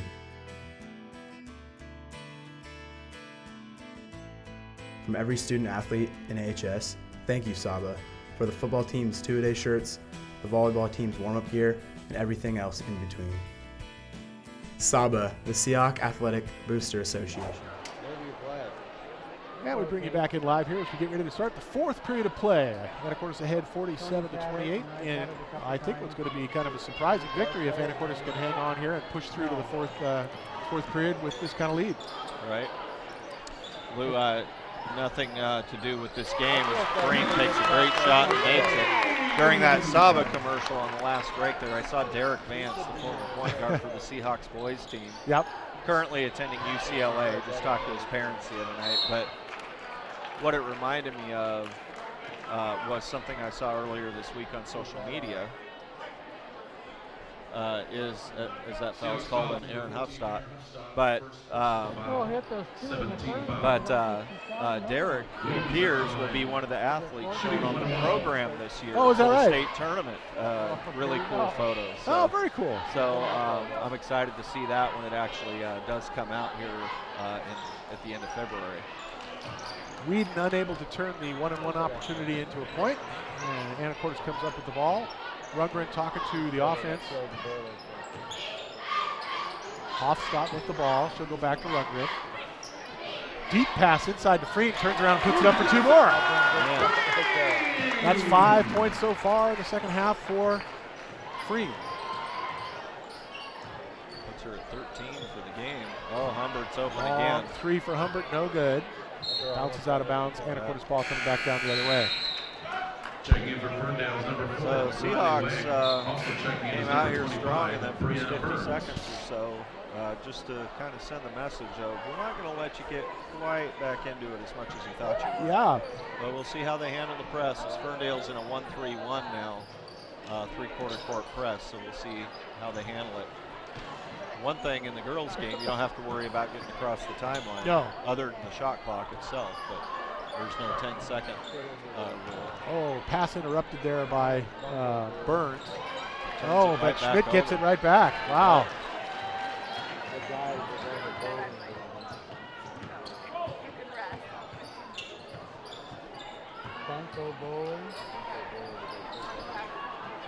Schmidt with the ball, top of the key. Oh. Just an opportunity there in the post. But who needs to give it to the post when you can shoot a 3? And I had my back turned. Who put that in? Gabby Ronger. Oh, there you go. Got the 3 there. Yes. It's going to be another Ferndale turnover. Oh, not quite. Well, now it is.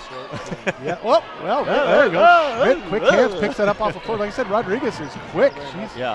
She is fast hands, fast down the floor. Super aggressive.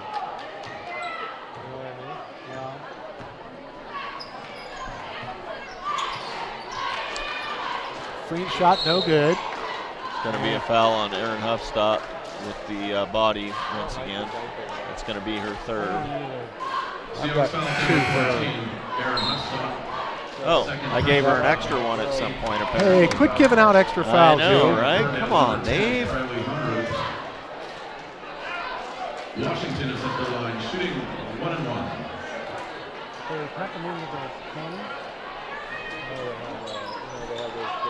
No good. Wegg goes up tall, comes away with a nice rebound. For Ferndale's number 20, Nicole Gesper. Well, apparently a Ferndale parent wanted a foul there. 5 minutes and 49 seconds left to go. A little bit of the frustration starting to show maybe on the part of Ferndale. Used to being in the W column, and it just doesn't look like it's going to happen for him tonight. And Rundgren interrupts that. Will stay on the Ferndale ball.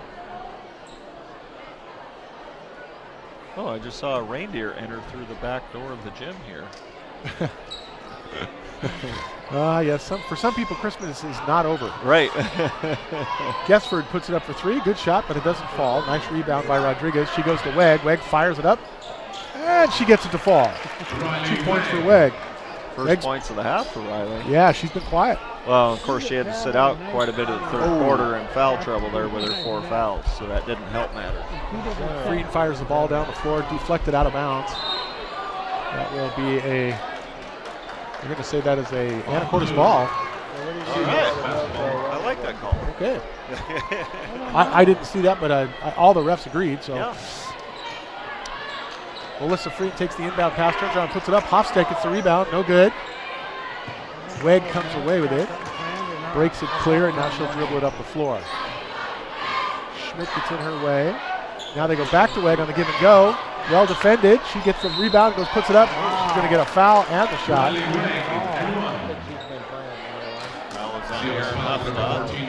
Told you she had 3. Lou. You were ahead of your time. Ahead of your time. And she'll come to the line shooting 1, see if she can turn this into a 3-point play. And she does. So Leg, after being in foul trouble, trying to get back into this thing. 5 quick points here in the 4th quarter. Wow, nice pass by Schmidt, just going up higher and firing that gun right there. Now they go inside. Oh, Huffstad can't get it to go. She had a good open basket, just couldn't get it to fall. Rodriguez now on the fly, coming back down the other way. She'll look to find an opening, bounces along the baseline. They put it up, can't get it to go. Freed comes away with the rebound. She tears it loose out of that crowd, gives it to Rundgren. Rundgren bounce pass to Bowman. Back to Rundgren. Clock is Anacortes' friend here. No reason to really push. 16 seconds. Yeah, 16 seconds on the shot clock. They go outside to Bowman. Bowman puts it up for 3 off the rim, no good. Ball loose on the floor. Rodriguez comes away with it. She'll work it down the right-hand side into the corner to Burns. Burns along the baseline. And we're going to get a foul. This one will go against Rundgren. Her 3rd. Seahawks foul to number 23. Good help defense by Lindsey Bowman.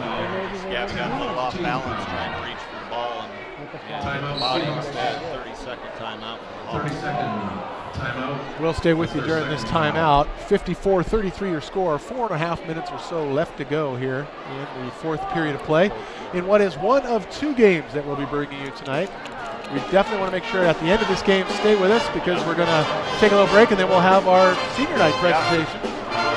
And the boys. Yeah, and then the boys game follows out. We still got plenty of great basketball to bring you tonight as the boys take on the visiting Ferndale Golden Eagles. We'll talk more about that later, about the competition the boys have tonight. Ferndale boys team is a very good team. Checking in for Ferndale's number 10, Carly Hunrud.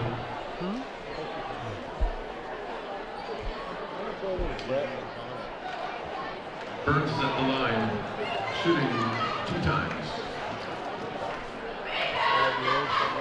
Burns at the line. First one's no good, but this is a shooting foul, so she'll get another shot. Brianna Burns will. I just want you to know, Lou, since I said Ferndale was a good free throw shooting team, they've missed 2 in a row. Dope! So I guess it works both ways. There you go, she fixed it. That's her first point of the 4th period. And now Rodriguez is going to get called. And Anacortes is in bonus. Ferndale's foul number 1. 1 and 1 for Haley Schmidt. Foul, 10th team foul. Schmidt to the line, shooting Schmidt's 1 at the line, and shooting 1. 2 times. 2 times. No, 1 and 1. That should be 1 and 1, right? Should be 1 and 1. I only had 9 team fouls, just like the board does. Yep, I agree. The announcer has it as 9 or 10. Really what matters is what the official book says. That's at the end of the day, even if the board says 9, if the book says 10, it's 10. I've got 9. But they made it a 1 and 1 and have given the ball to Ferndale, which is the right thing to do. So it was 1 and 1, and they played it like it was 2 shots. So they quit. They called they blew the whistle. And they have corrected it. It is only 9 fouls. Anacortes with the ball now. A little backcourt pressure. South will go to Freen. Freen will go to Rundgren in the corner. She'll draw the defense to her, then find a way to pop it out to Schmidt. Schmidt Nice will pass. find Freen inside. Freen turns and puts it up, can't go. South on the rebound. Put back for 2. Lindsay's first 2 points.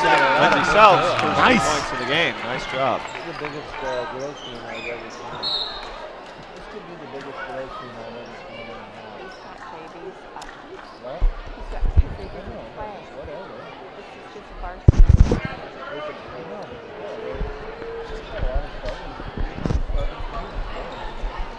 Golden Eagles with the ball. Weg has it. She'll go to Rodriguez. Rodriguez brings it quickly down to Gesford. Gesford into the corner. Pops it up. No good.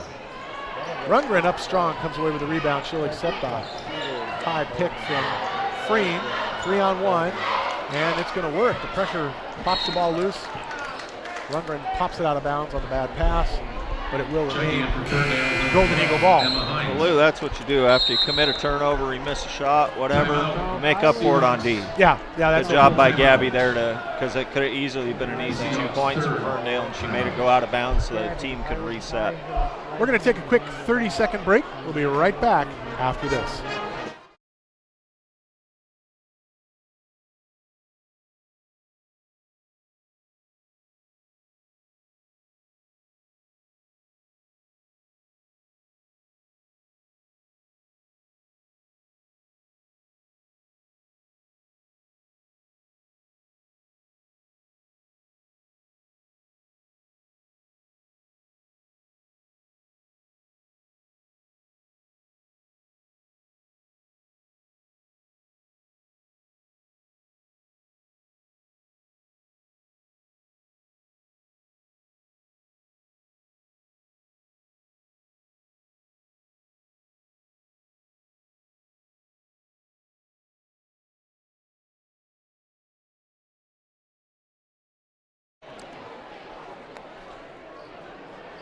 Burns will inbound the ball, and it goes out. Last touch by the Golden Eagles. Turnover to Anacortes. Boy, Golden Eagles don't need that right now. Coach Ivy's there just scratching the back of his head like, I don't know what else I can do. I can't play for you. Sometimes you get the bear, and right. Sometimes it's one of those nights. Oh, bad pass by Anacortes. Smart grab by Burns. Burns has to fight to keep it in bounds, though, after Schmidt gets a hand on it. And now here's an outside shot for 3, no good. Nice rebound, though, and put back by Hines. Hines gets her first couple of points of the 4th quarter.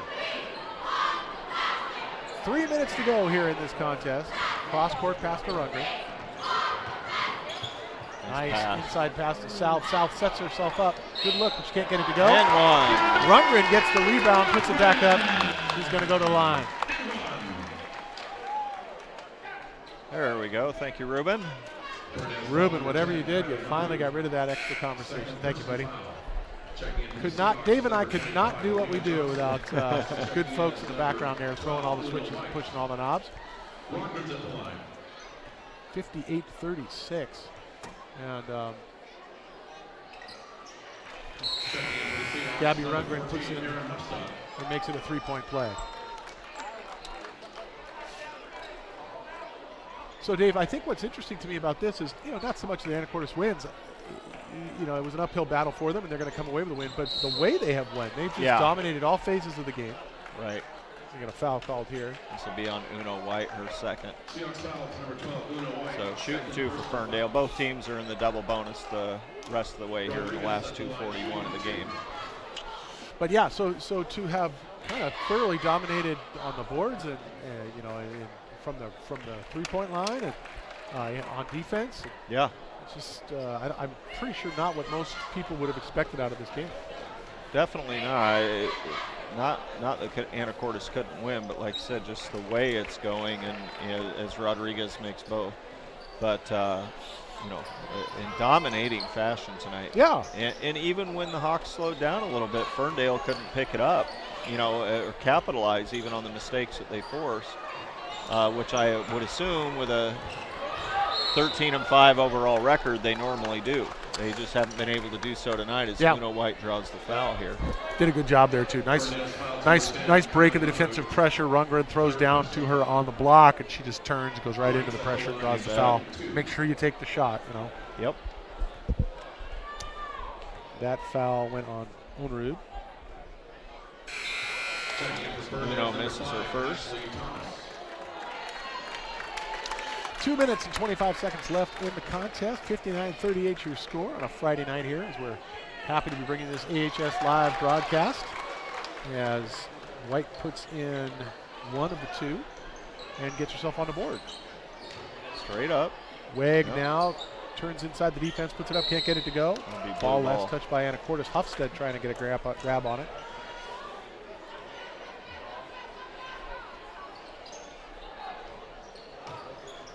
Weg with 8 points on the night. Can't get that one to go, but we are going to get a foul now. Let's see what this is. Looks like it's going to be on the floor. It'll be Huffstad. That's her fifth, I believe. That'll be her fourth. That's right. I had to mark out the one earlier, and it looked like. And it's not on the floor. It is a shooting foul. That'll bring Hines to the line with 2 opportunities here. Although actually, it wouldn't have made any difference. It's double bonus, yeah, it right? Made a difference, right? Yep. As she misses the first. I think she made that actually, did. Or am I wrong on that one? It didn't go in. I hope they didn't count it. Misses both then. Yep.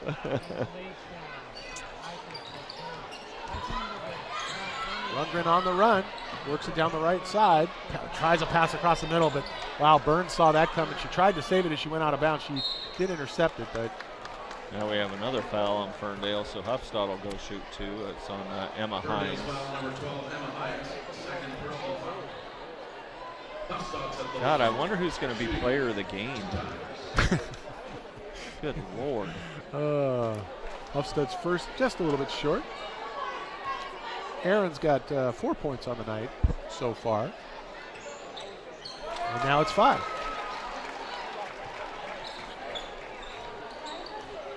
So Burns will bring the ball down the floor. Just under 2 minutes to go here. Nice pass to the inside. Turn and shoot, no good. Gabby Rundgren goes up. She had a handle on it, but they ripped it and put it in. I'm calling it right now, though, Lou. Some people may call me crazy, but I'm calling a Lady Hawks win here tonight. Way to go out on a limb there, Dave. Thank you. As Emma Hines sinks the basket there for 2.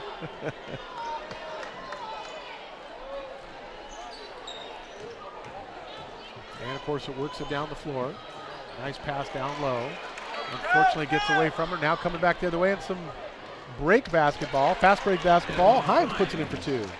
That's her 7th point of the half here. 4 of them real quick. 1 minute left on the clock as Anacortes not worried about using a little time. Johnson with the ball, and that's going to be a jump. Yeah, it should be Ferndale ball. Oh, they called a foul actually on Burns. That will be her 4th. So that'll put Alina Johnson at line with the first opportunity to score tonight. Normally plays JV. Good opportunity here for Alina. Look at that. There you go. All right. Just like that, she's on the board. 62-44.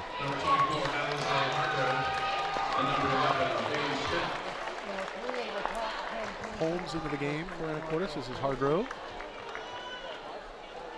Second effort is very good. Nice job. Johnson scores them both. Now Burns comes back down the floor on the dribble. She'll fight her way through the defense. Pop-up shot from about 10 feet out, no good. Hargrove grabs it, makes the pass across. It's interrupted. Shot back up, and another one. And finally, I believe it's Burns that puts it in for two. Oh, we got an end line violation on the Hawks. So that will give Ferndale the ball back underneath their own hoop. I hate it when that happens. Me too.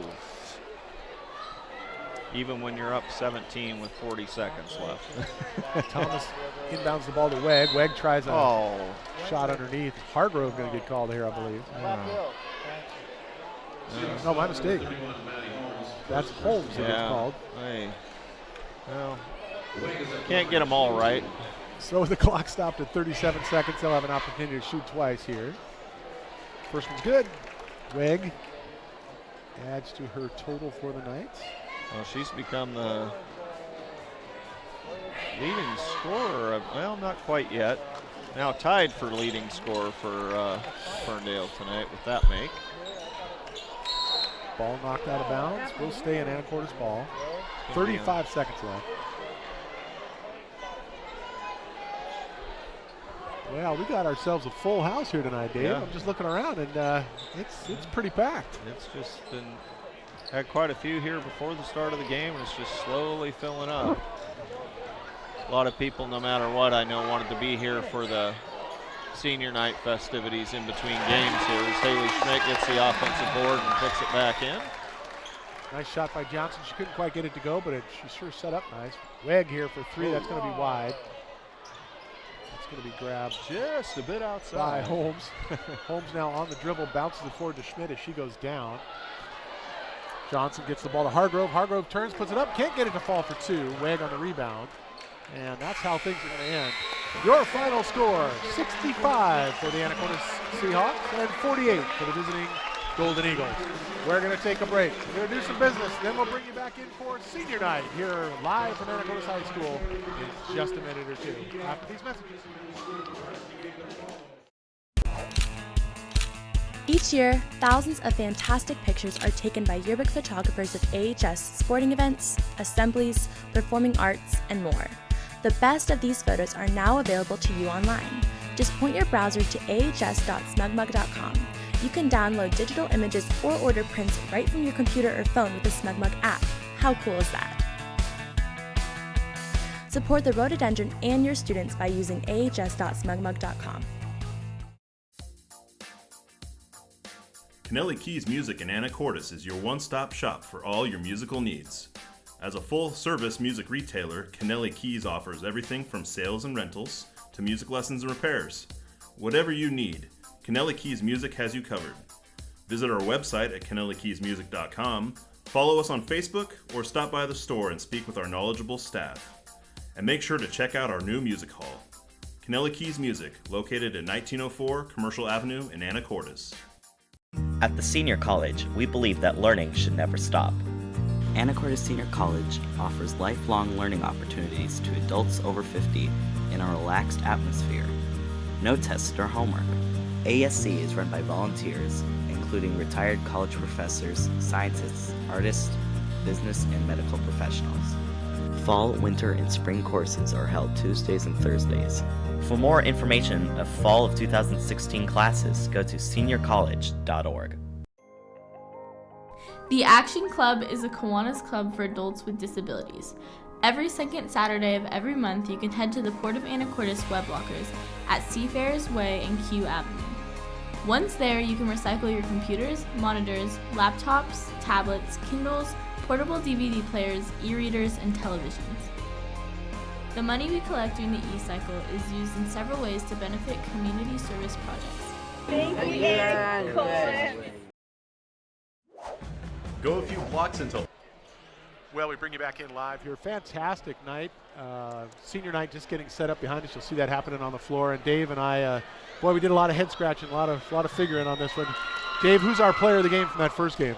Well, I don't know. She only scored 29 of their 65, so I guess it's going to be Gabby Rungren. Holy cow. And she got rebounds. She got some steals, tip passes, and just did a great job tonight. As boy, this floor is filling up. There are a lot of seniors tonight Yes, between there the are. boys, girls, and the cheerleaders. So, So congratulations to Gabby Rungren for a fantastic effort here on senior night. And once we get the festivities started, we're going to let you listen into the floor announcer as he will be reading off and directing everyone for senior night. Senior night always fun, very emotional for the parents. Been there, done that, and you get out on that floor, and you're thinking to yourself, well, all right, this is really about just take a minute. I'll just go out there, and then you get out there, and it's like, holy cow!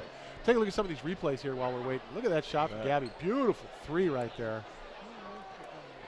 Lindsay South with the miss, but Gabby with the rebound. Yep. Good put second back effort. And drew the foul, and then of course went on to make a free throw. Big drive down the floor. Nice scooping shot there right around the defense.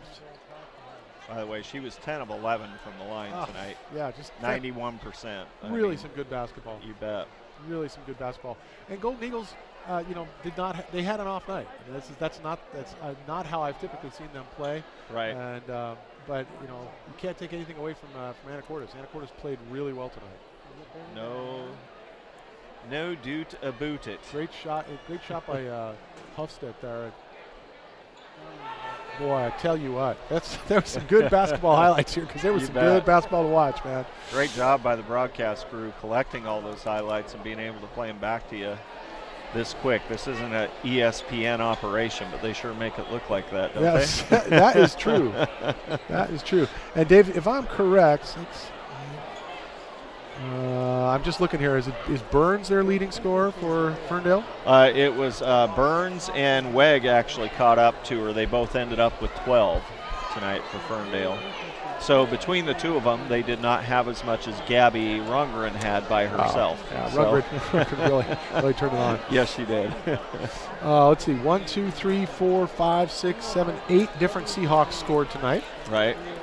Good way to spread that around a little bit. And we also saw some scoring from some folks got some minutes that don't normally get out on the floor. So that's pretty cool. You bet. Lena Johnson was able to get a couple free throws.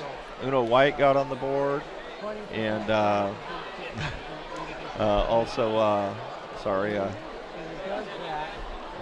had somebody. Hargrove was on the floor. Holmes, Johnson. Yeah. Maddie Holmes. Lindsay South got a couple points tonight. So really good job by the Hawks. And, they even though they struggled a little bit there in the third quarter with that press of Ferndale's, other than that, they played a pretty darn solid game on both ends of the floor. And I'm sure Coach Welk is feeling pretty good about that victory tonight. As well, he should. That's a tough Northwest Conference win right there. I know they kind of blew them out, but I promise you, Coach Welk did not, in his wildest dreams, think they were going to win by 17 points against Ferndale tonight. No, and like I said, not like there was a big surge in the last couple of minutes and they managed to get far ahead. They led wire to wire once again, and they led a commanding lead all through the second half. And so, it was really maybe the best they've looked all year long. Just passing was good, defense was good, but things looked tight. So, good on them. No doubt. Well, we are watching them here as they're frantically making some battery changes to a microphone down on the floor. Because one of my theories is there's never been an event anywhere where there's not at least one audio-visual emergency of some sort. No doubt. And you will hear somebody say something like, this just worked an hour ago, or this worked fine this morning, and, and it ain't working now. So I could see. Kind of like a computer when you get ready to give present at your meeting. Yep, right? That's right. A PowerPoint that you've spent weeks on. I was sure this was working just fine. Right, I just tested it before everyone walked in. So, girls' team only has a couple of seniors this year. Yes, but you also have Jeremy Downs, the manager, right? Who's a senior. Yep.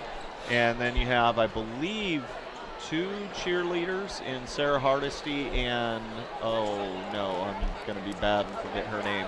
And then the other gal. But from the players of the team would be Bowman and Hufstedt. Correct. Right. Lindsey Bowman, Aaron Hufstedt will be coming. The boys have 6 players plus their team manager Marcus Stoll. And Dave, before I always like to announce too, if I'm going to call out names for people who are graduating, both Lindsey Bowman and Aaron Hufstedt have the marker here, 3.5 or better GPA. That is outstanding. So, yeah, that ain't easy to do. That Truly is a scholar not athlete. easy to do for sure.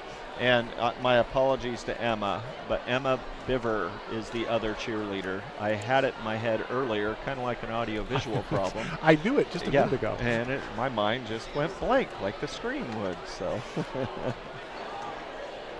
so yeah, this will be a lot of fun here. It always is. I don't know if they'll be, since there's so many, they may not fully read the bios tonight, but maybe we'll, as the broadcast goes on, pull a couple tidbits out there. Matter of fact, maybe before they get started, I'll do Lindsay's real quick. She started playing basketball when she was 8, and her best basketball memory is during practice one day, Melissa Freen shot past the ball and banked a three-pointer. For anyone that doesn't know what a shot pass is. Yeah, you call it a pass afterwards, right? Right. Oh no, that was a pass. That was a pass. Right. And the one I always like to read from all the players in all these sports, Lou, is advice to the underclassmen. You know, they've had the most experience, obviously, and can kind of pass down what they've learned. And she says, keep playing sports throughout your whole high school experience because it teaches you discipline and how to manage your time well. And for those that don't know, these athletes have same amount of homework, same amount of classwork as others, and then have to go and practice and or play games 5 to 6 days a week for, you know, on average over 3 hours, because some of these games, these away games, they will leave at 2 in the afternoon and not get home till 11. Yeah, you know, we both know, we've both had kids come through that played sports, and it's a heck of a schedule, and it truly does prepare them, I believe, you know, for the next level, whether that they're an athlete or not at the next level, and just in their careers. You're absolutely right. And you know, as a parent, you see your kid come home dog tired, and know that he has 2 hours of homework to do, and yeah, I admire. And you want to just let him go to bed. I admire that discipline, right? Just sit down and, you know, get to your reading or do whatever you got to do because it's got to get done. Right. And that's real life, you know. So no, the scholar athlete thing is certainly a big deal.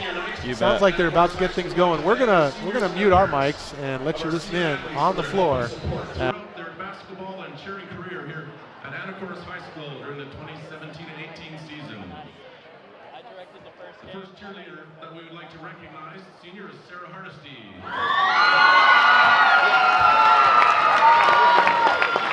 Sarah is a 4-year letter winner. Sarah's parents are Bob and Margaret Hardesty and brother Samuel.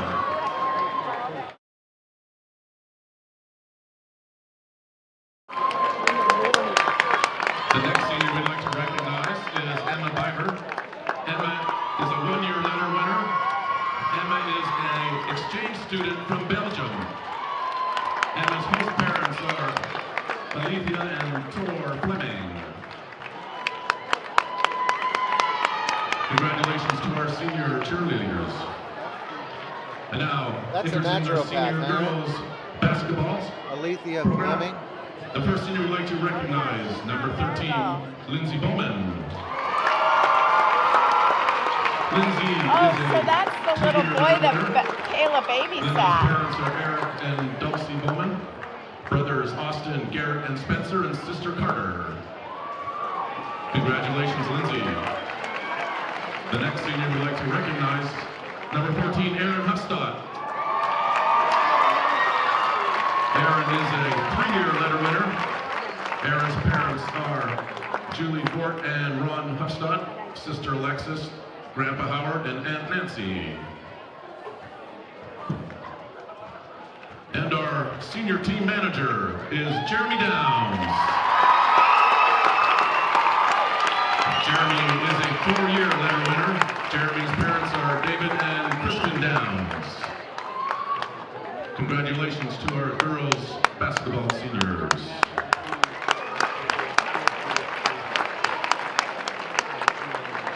And now introducing our senior boys basketball athletes. First senior we'd like to recognize is number 10, Thomas Dillon. Thomas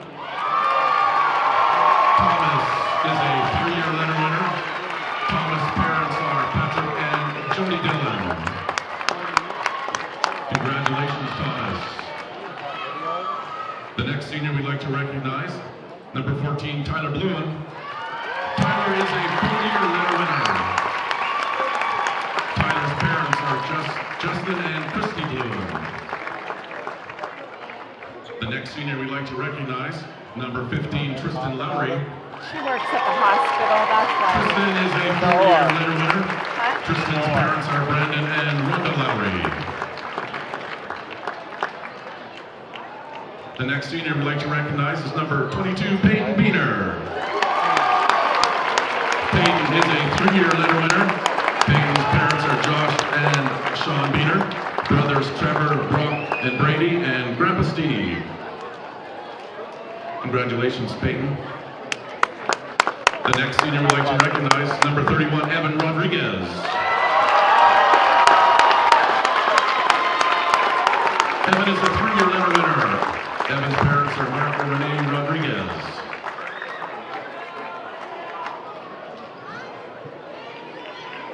The next senior we'd like to recognize, number 44, Jacob South. Jacob is a four-year letter winner. Jacob's parents are Dustin and Carrie South and sister Lindsay.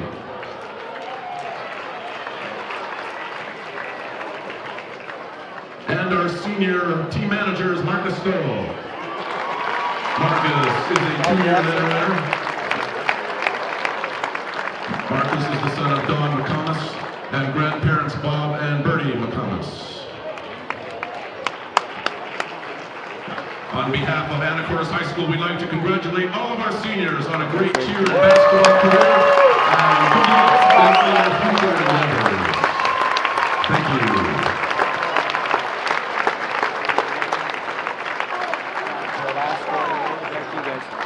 We will have a 20-minute Well, that was really cool. Play some high school boys. That was awesome. Yeah, it was crowded out there, man. It was crowded. It's nice.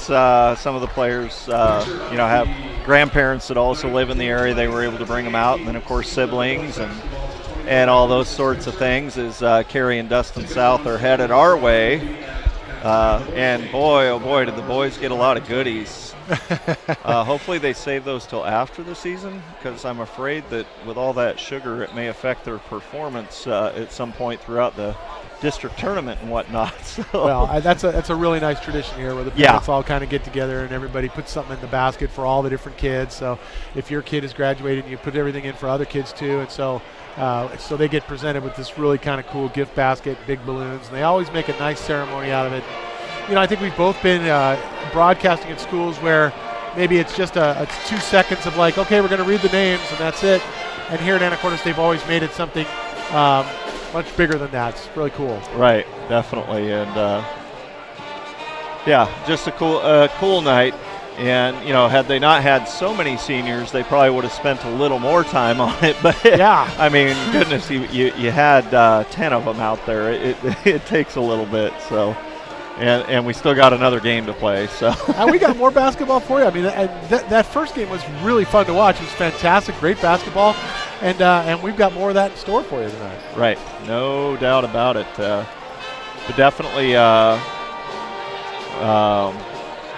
big matchup here for the Hawks, as they're already out warming up on the floor.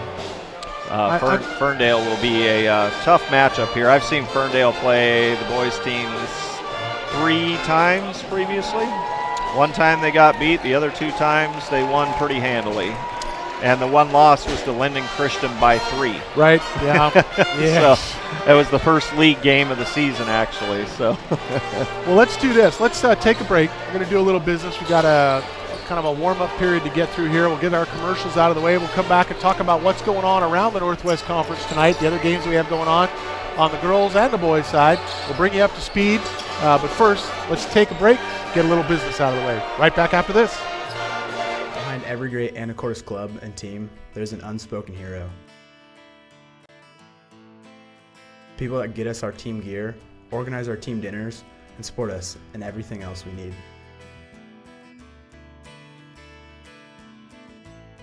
From every student athlete in AHS, thank you, Saba, for the football team's two-a-day shirts, the volleyball team's warm-up gear, and everything else in between. Saba, the Seahawk Athletic Booster Association.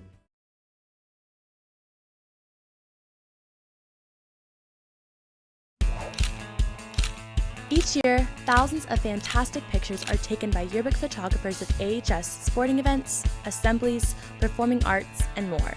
The best of these photos are now available to you online. Just point your browser to ahs.smugmug.com. You can download digital images or order prints right from your computer or phone with the SmugMug app. How cool is that? Support the rhododendron and your students by using ahs.smugmug.com. Kennelly Keys Music in Anacortes is your one-stop shop for all your musical needs. As a full-service music retailer, Kennelly Keys offers everything from sales and rentals to music lessons and repairs. Whatever you need, Kennelly Keys Music has you covered. Visit our website at kennellykeysmusic.com, follow us on Facebook, or stop by the store and speak with our knowledgeable staff. And make sure to check out our new music hall, Kennelly Keys Music, located at 1904 Commercial Avenue in Anacortes. At the Senior College, we believe that learning should never stop. Anacortes Senior College offers lifelong learning opportunities to adults over 50 in a relaxed atmosphere. No tests or homework. ASC is run by volunteers, including retired college professors, scientists, artists, business, and medical professionals. Fall, winter, and spring courses are held Tuesdays and Thursdays. For more information of fall of 2016 classes, go to seniorcollege.org. The Action Club is a Kiwanis club for adults with disabilities.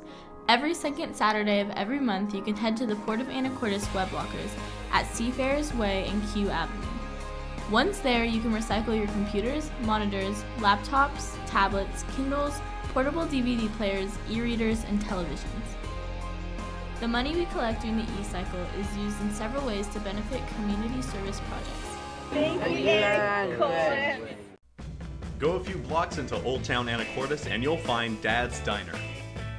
With breakfast and lunch served all day, you'll definitely find the perfect meal. All of their food is prepared fresh each day, from the delicious house salad with salmon to the savory BLT. Dad's Diner, open Tuesday through Sunday, is located on Commercial between 9th and 10th Street. Come on down and grab a bite. All right, welcome back into Williams Gymnasium here at the Anacortes High School. Lou D'Amelio and Dave Wilder and the AHS live broadcast crew bringing you a doubleheader on senior night from the Anacortes High School. And first game, fantastic game, absolutely fun to watch. Nice big win for the Lady Seahawks there. No doubt about it. That was a huge win, actually, for the Lady Hawks. So, taking a look around the girls' side of the Northwest Conference now, just to update you on a couple of other scores. Linden Christian way out in front of Lakewood, 69-18, that score. That's on the girls' side of the house. And then also Linden pretty well out in front of the Bellingham Red Raiders, the girl Red Raiders. Linden 51, Bellingham 31 in that game. And of course our final is listed as 48-65. Anacortes prevailing over 65-48. Yeah. Anacortes right. prevailing over Ferndale. Right. So that is what I know. And so Dave, anything on the boys' side? Any updates? Nothing on the boys' side yet. Some big matchups though, with this RPI stuff. Linden and Bellingham playing, which as of a few minutes ago hadn't started yet due to senior night festivities also. Except they're even further behind than us because they were scheduled to go at 7:15. So, and then Linden Christian and Lakewood will be playing tonight. Hey, heck, Lakewood beat Linden last week. Maybe they can upset Linden Christian this week. You never know. No, as we just demonstrated in the girls' game, just the records are not enough to say, well, we know how things are going to turn out. Yeah. Well, hey, Seahawks, they're number one in the state, per the RPI, all that. This Ferndale team, they're no joke. Well, and this is a game you could easily cough up if you're not careful. I know I say that a lot because it's very common in this conference, but as I was stating earlier, I've seen this team play 3 times already, and they are a good basketball team. They've got a post that's only 6'1". His name's Reed Benson. He'll be the guy with the headband. He'll be the guy with the headband that you'll see here. As looks like we have a special guest here, Lou. We'll hand over the headset here, as Lou will hand over his headset to Coach Nate Sullivan. How are you, sir? Hello, Mr. Walder. How's life treating you tonight? Pretty well. Good. I like your suit there. Thanks. Yeah, Thanks. buddy. Twice a year, bud. Twice a year, that's right. So, big matchup here tonight. Speak about the impact this game will have here for the Seahawks against Ferndale, and what can we expect from Ferndale tonight? Well, they are a physical team. They're not real big, but they play big. They got two guys in Hinson and Benson who play 3 or 4 inches above their actual height. So they're active. They don't mind contact, and they're good at cleaning up the glass. So we got to be around the rim. When ball goes up, we got to be rebounding in our position and getting out in transition on them. You betcha.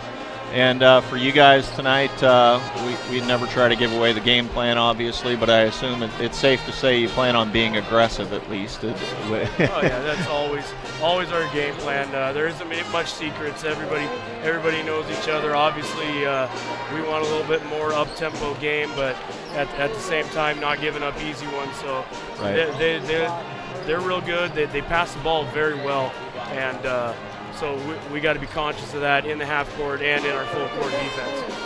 You bet.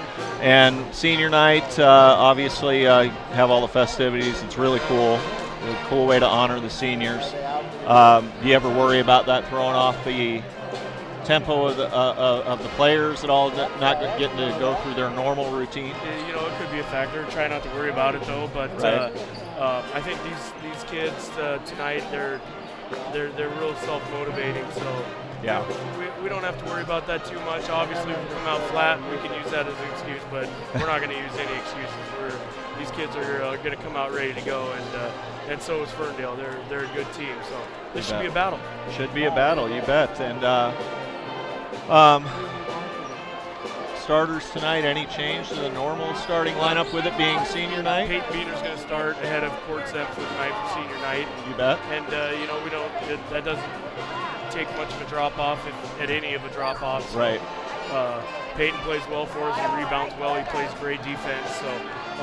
And some games have shot well. Oh, yeah. And I say that surprisingly, friends of the family, but that's not something that is necessarily expected from Peyton throughout the years, right. And he's done a much better job of that this year. He's confident, he's having fun, so you bet. Yeah, he's excited about tonight for sure. All right, well, Coach, we'll let you go. We appreciate you taking the time to come up and talk to us. Thanks for doing it again. Oh, yeah. Thank you, Lou. And I'll let Lou know you said thank you. All right, well, Coach, good luck tonight. Thanks, bud. All right, we'll talk to you later. All right. Thanks. So, Lou, the first thing I'll fill you in on, for those listening, we only have 2 headsets, so Lou doesn't really get to hear the conversation there. But first off, Coach Sullivan said thank you to you also. It's hard to hear in this thoughtful. gym right now. So, but here's the thing. I usually give up my headset when you're going to do the interview of the player of the game. Right. The thing I like about getting them back from Coach Sullivan is they are not all sweaty. Yeah, no joke, right? Generally, I put my headset back and I'm like, oh man, this is so gross. Yeah. Where's the alcohol wipes? No. But what Coach Senf was talking, or Coach Sullivan, was talking about, didn't ask them to give away their game plan, obviously, but he would have done it anyway. No, but they plan on being aggressive as usual and want to play an up-tempo game and not give up easy ones themselves. And we talked about the starting lineup, if it would be any different tonight with it being senior night, because normally they do have 1 junior starting in Court Senf. And he said, yes, there will be a 5th senior starting tonight, and that will be Peyton Beaner. Good. Will be the 5th starter tonight, and as he said, not really a drop-off. No. So no, but a very thoughtful nod, to Peyton's status as a senior. And, you bet. It's a great example of something that this coaching staff does well. They're really in tune with their guys. There's a lot of little extra things they do, a lot of thoughtfulness. Yeah. And I think players really appreciate that. No doubt. And, if there was a way, technically there is a way for them to start 6. But if by the rules they could start 6, they would.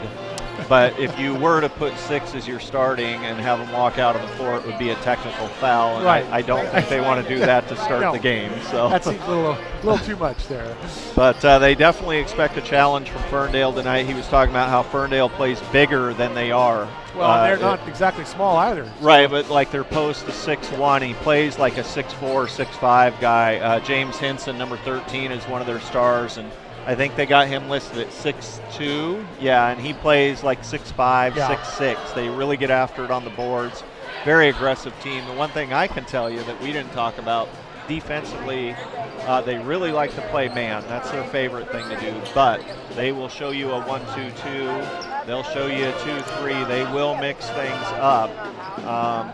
And hopefully while they're playing man, we can take advantage of, I don't know what the coaches have planned, but maybe some pick and roll situations and get Jacob, or Cub as he's affectionately known, involved in that pick and roll. And if they have to honor him, that opens up a shooter or a drive to the basket. So, Sure. we'll see. No, there'll be layers of coaching going on tonight. That'll be fun. No doubt about it. And Jason Owens, the Ferndale coach this year, obviously has this team playing well. They've already qualified for their district tournament for the 3A because they've won more than half their games, and they're going to place in the top 6 in the conference. So they're in pretty good shape. They're 9-2 in conference and 11-6 overall. Yeah. And just so if you looked at the top of the Northwest Conference, just in terms of the conference standings, Linden Christian, of course, 12-0, sitting atop there because they're undefeated. Anacortes 10-1, Ferndale 9-2, Linden 8-3, tied with Lakewood at 8-3, and then you drop down to Cedarville at 6-6. Right. And Cedro just defeated Blaine, I think, the other night, right? So, I think it was. Yeah. After losing the Nooksack. Ouch. Yeah. So tonight, if you look at it on paper, it's a really, really tight matchup. You've got a 10-1 Anacortes team and a 9-2 Ferndale Eagles team, so Golden Eagles team. So, and in all honesty, Lou, Ferndale could easily be 10-1, 11-0. The game, the Linden Christian game, they could have won that, but the game I was surprised that when they played Lakewood, they lost by like 20. Yeah, They struggled over Christmas break. They played in a tournament, didn't do well. That was their first game back from Christmas break. Lakewood was actually missing their point guard. And so I thought for sure it'll be a shoe-in for Ferndale, not to take away from Lakewood, but Ferndale was full strength. They were just off that night. It just wasn't their night, and Lakewood put a thumping on them. So this is a very good team. That's one of the interesting things about basketball is just, like I said, you can't just go by what's on paper. No. A situation like that, the way that's set up, you're missing your point guard. You think to yourself, wow, okay, Lakewood's going to be in real trouble here. No. That's not the way it turned out. We just saw that happen with the Lady Hawks here. We were watching. You're watching on paper. You're thinking, "Wow, they're a big uphill struggle here. Let's see how they do." And they come out and just dominate from the whistle, and from the tip. Yeah, and then the scary thing when two teams are as evenly, paired up as these two teams could very well be tonight. This could truly be one where we're sitting here with 3 seconds left and a 2-point differential. Right. You betcha. So I don't like those games. No, not when Anacortes is involved. You know least. me. Right. You know me. Let's please be ahead by 10 with 1 minute left, or behind by 10 with 1 minute left. You're killing me with this. 3 seconds. See, I'm even worse than you. I tell my kids in 7th grade, let's be up by 20 or down by 20. Yeah, clearly. Yeah. Just please. It's over one way or the other, right? So, yeah. I am so much older than you. You guys may not be having heart attacks. I'm having little miniature heart attacks every time these games are close. So. Hey, let's do this. We got 5 minutes left here before this game gets underway. Let's get a couple of commercials out of the way, bring you back, and we'll be ready to start the second game of our doubleheader right after these messages.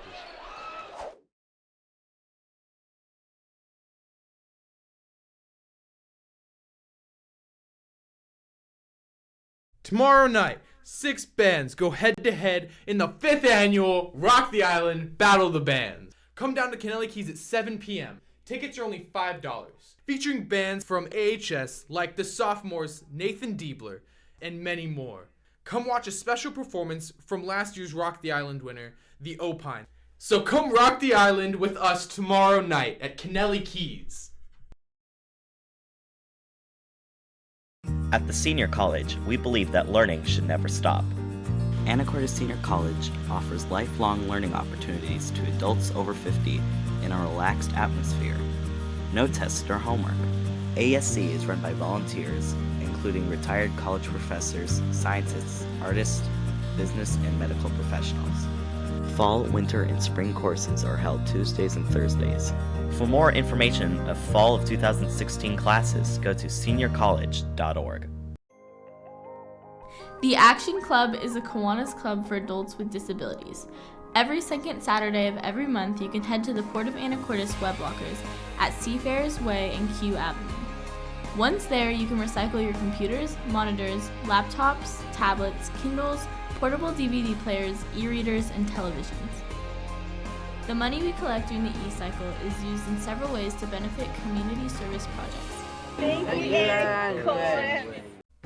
Go a few blocks into Old Town Anacortes and you'll find Dad's Diner. With breakfast and lunch served all day, you'll definitely find the perfect meal. All of their food is prepared fresh each day, from the delicious house salad with salmon to the savory BLT. Dad's Diner, open Tuesday through Sunday, is located on Commercial between 9th and 10th Street. Come on down and grab a bite. Behind every great Anacortes club and team, there's an unspoken hero. People that get us our team gear, organize our team dinners, and support us in everything else we need.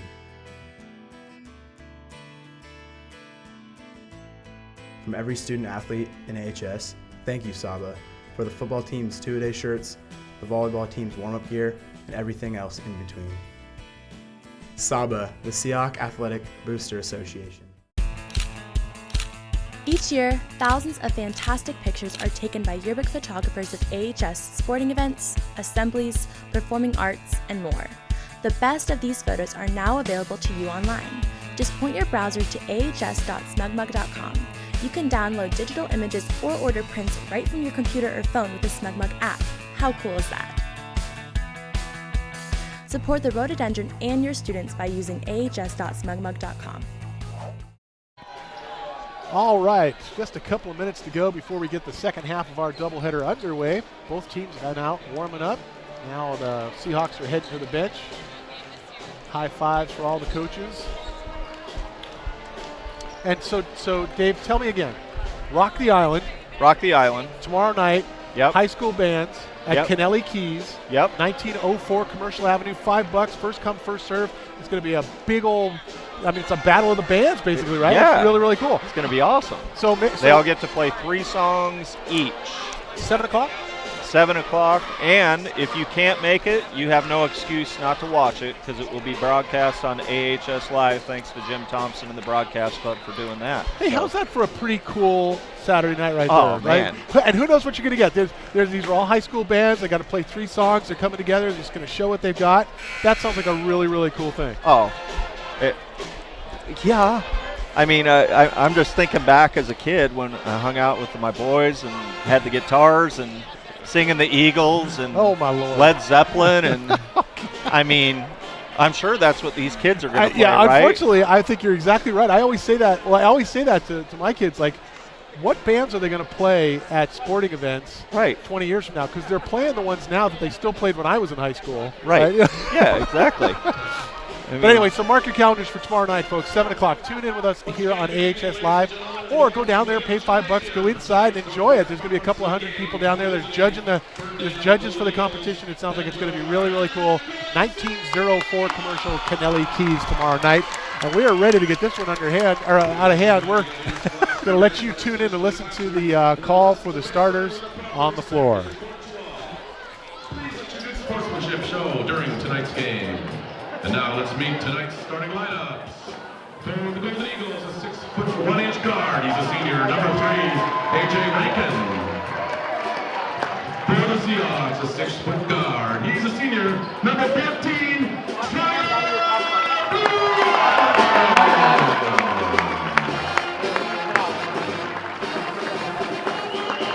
For the Golden Eagles, a 6'2" guard. He's a senior, number 13, James Henson.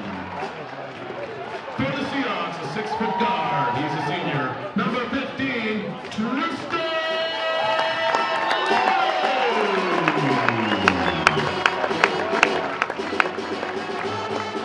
For the Golden Eagles, a 6' forward. He's a junior, number 22, Sequoia Julius. For the Seahawks, a 6' guard. He's a senior, number 22, Peyton.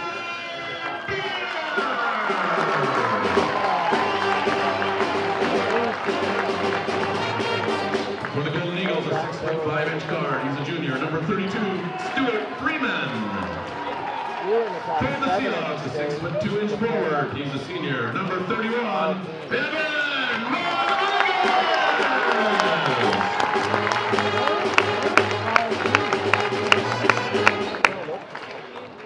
For the Golden Eagles, a 6'1" forward, he's a senior, number 55, Reed Benson.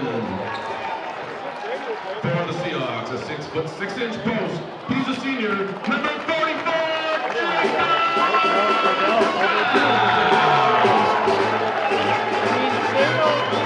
The head coach for Ferndale is Jace Owens, assisted by Mike McKenzie, Mark Wright, and Elijah Christie. Seahawks are led by Brett Semp, assisted by Nate Sullivan, Todd Hinderman, and Bryce Hinderman. Team trainers are Marcus Stoll and Nathan Johnston. Team trainer is Corey Smith. The referees for tonight's game are Kelly Husey, Brian Lindgren, and Corbett Hampton. And now, let's get ready and play some Seahawks basketball! Back on you.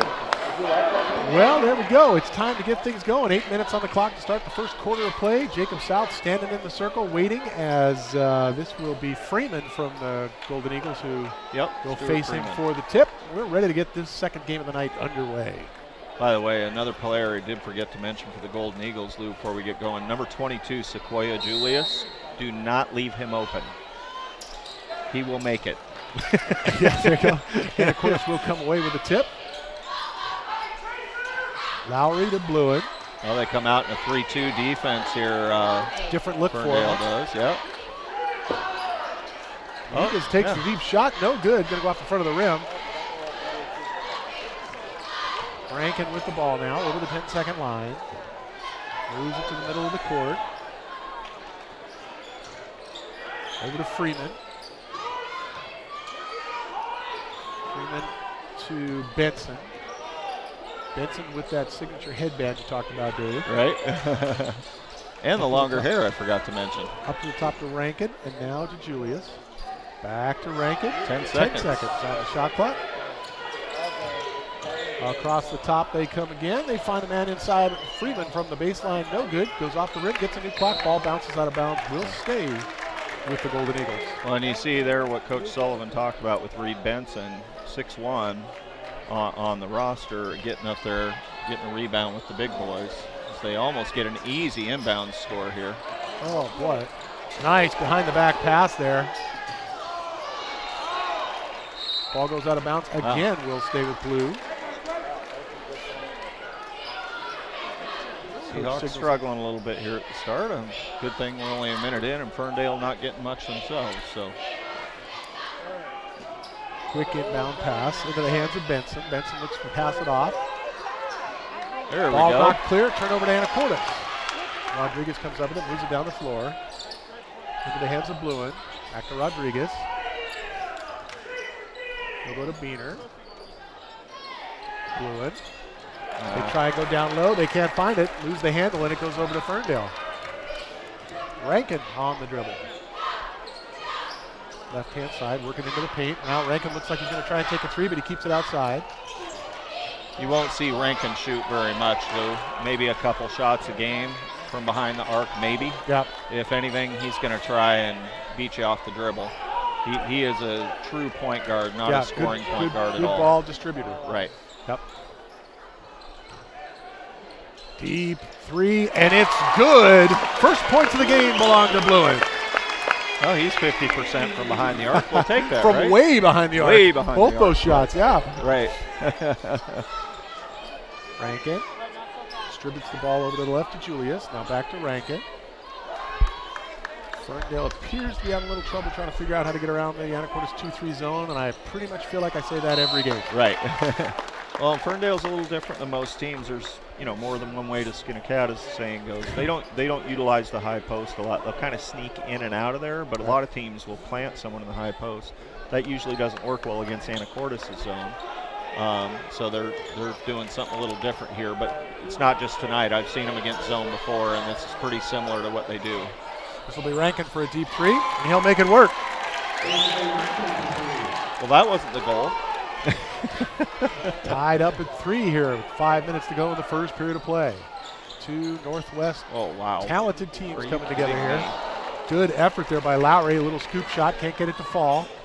Ferndale comes away with it. Now they pass back into the middle. Oh, ball pops loose. Rankin sets himself up. Puts it up for 2. No good. Ball gets volleyballed out of bounds. Last touched by the Blues. So now it will be a white ball coming back the other way. Lowry with the dribble. Across the midcourt stripe. Fades over to the right. Got the big man up high. They go to him. Now they move it into the corner. Up top to Rodriguez. He'll try and work it into the paint. He's got an opportunity. Kicks it out. Pass is stolen by Freeman. Freeman on the dribble. Coming down the left-hand side. Sees the opportunity and scores. Freeman wearing number 34 tonight. Lowry dives to the basket. Loses the handle. Quick pass. Now outside they go to Benson. Benson brings it inside. Puts it up. 2. It's shallow. No good. Lowry comes away with it. Nice contest by Jacob South there on the shot. Oh, ball. Tough pass along the line. Last touch by Anacortes as Beener falls to the floor, goes out of bounds. That will be a Ferndale ball coming back the other way. So Anacortes stymied on the last couple of trips down the floor. Yeah, struggling a little bit here to start, but they struggled against Burlington also. They were behind until partway into the third quarter. A little different that night, though, as far as there was a lot of extra help that night, which I don't always agree, but I don't usually say that, but it was pretty bad. So here we go. Benson puts the shot up, no good. Lowry brings it down on the dribble, goes to Rodriguez on the right-hand side, tapped out of bounds. Last touch by Freeman. That'll stay as an Anacortes ball.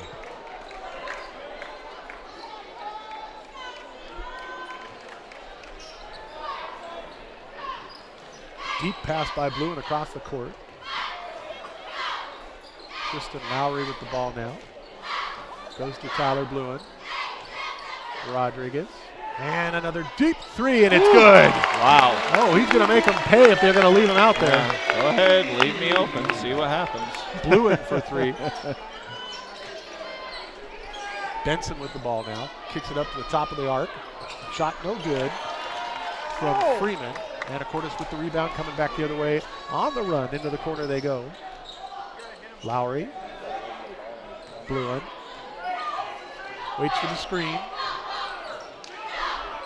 Freeman fought through that screen pretty well, though. Oh, they said, don't let him stand out there, yeah. Yep. Hey, he puts it up for 2, no good. Rodriguez right there, had the putback, couldn't get it to fall. There we go. But South there, and he'll put it in. For 2, and we're going to get a timeout. Just a 30-second timeout. Called by Anacortes. So that was South for 2. Correct. 8-5 now your score. We're going to stay right with you through this timeout. Wow. Well, what I like about that play at the start of it there, Lou, was Tyler, they have to now respect that deep shot. I know some people don't like them. I love those deep shots because once you make a couple and now you show shot like he did, he shows shot, defender goes up because he thinks he's going to block it, and then you just drive by him. Right. And then your next 2 comes down low. Right. And so, you got a threat down that way too. So, yep. And by all rights, Evan normally would have made that shot. Oh, yeah. So you got 2 threats working right around the basket there. So 8-5 your score now as Anacortes is up by 3 here. Just under 3 minutes to go in the first period of play in our second game tonight. Lady Hawks have already put away a W for them. And now Freeman moves the ball over into the hands of Hinson. Back up to Freeman, over to Hinson. And he'll drive inside, try and draw the defense to him, work away down nice lower, hands. no good. Oh, but he recovers it, and Hinson puts it in for 2. Well, that was good defense by Thomas Dillon there. Just unfortunate that the deflection went right to a Ferndale player. Bluen works it down into the corner. Rodriguez on the dribble, comes back up. Lowry to Bluen. Trying to find him open down there. He works it in again. Now, Bluen will fire in for 2. 2 more for Tyler Bluen. 8 of the Seahawks' 10 points so far. I am sure we're not the only ones to notice that, Dave. I bet Coach Owens and his staff has noticed. I think you're absolutely right. Julius with the ball. Hinson Freeman thought about a three, but he's going to drive inside, loses the handle, falls right into Lowry's hands. He's happy to take it back up the floor. Deflected pass, recovered by the Golden Eagles. Now they'll come down, and Lowry will deflect that pass. Comes away with a steal, comes down the floor to the right-hand side. He hands it over to Bluen. Bluen sinks it for three. I think that's when they say he's on fire right now. Holy cow. Oh, my goodness. We see Flynn getting ready to come into the game for Anacortes. Yeah, and Dwayne Jedlinski also. Rankin with the ball, feeds it inside. Benson tries to find a spot, and he does. Really nice move there by Hinson, rolling inside, making himself open on the baseline. He pulls down two. 13 now. I forgot to mention about Benson. He's also a very good passer in case you didn't notice. Outside shot by Simp. Nice job, Off the rim, grabbed by Dillon.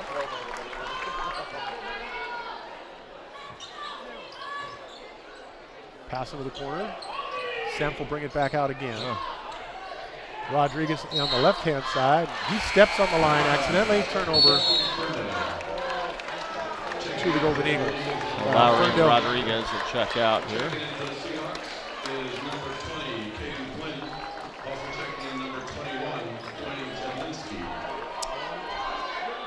Caden Flynn takes a spot up there in the front of that 2-3 zone, along with Tyler Bluen.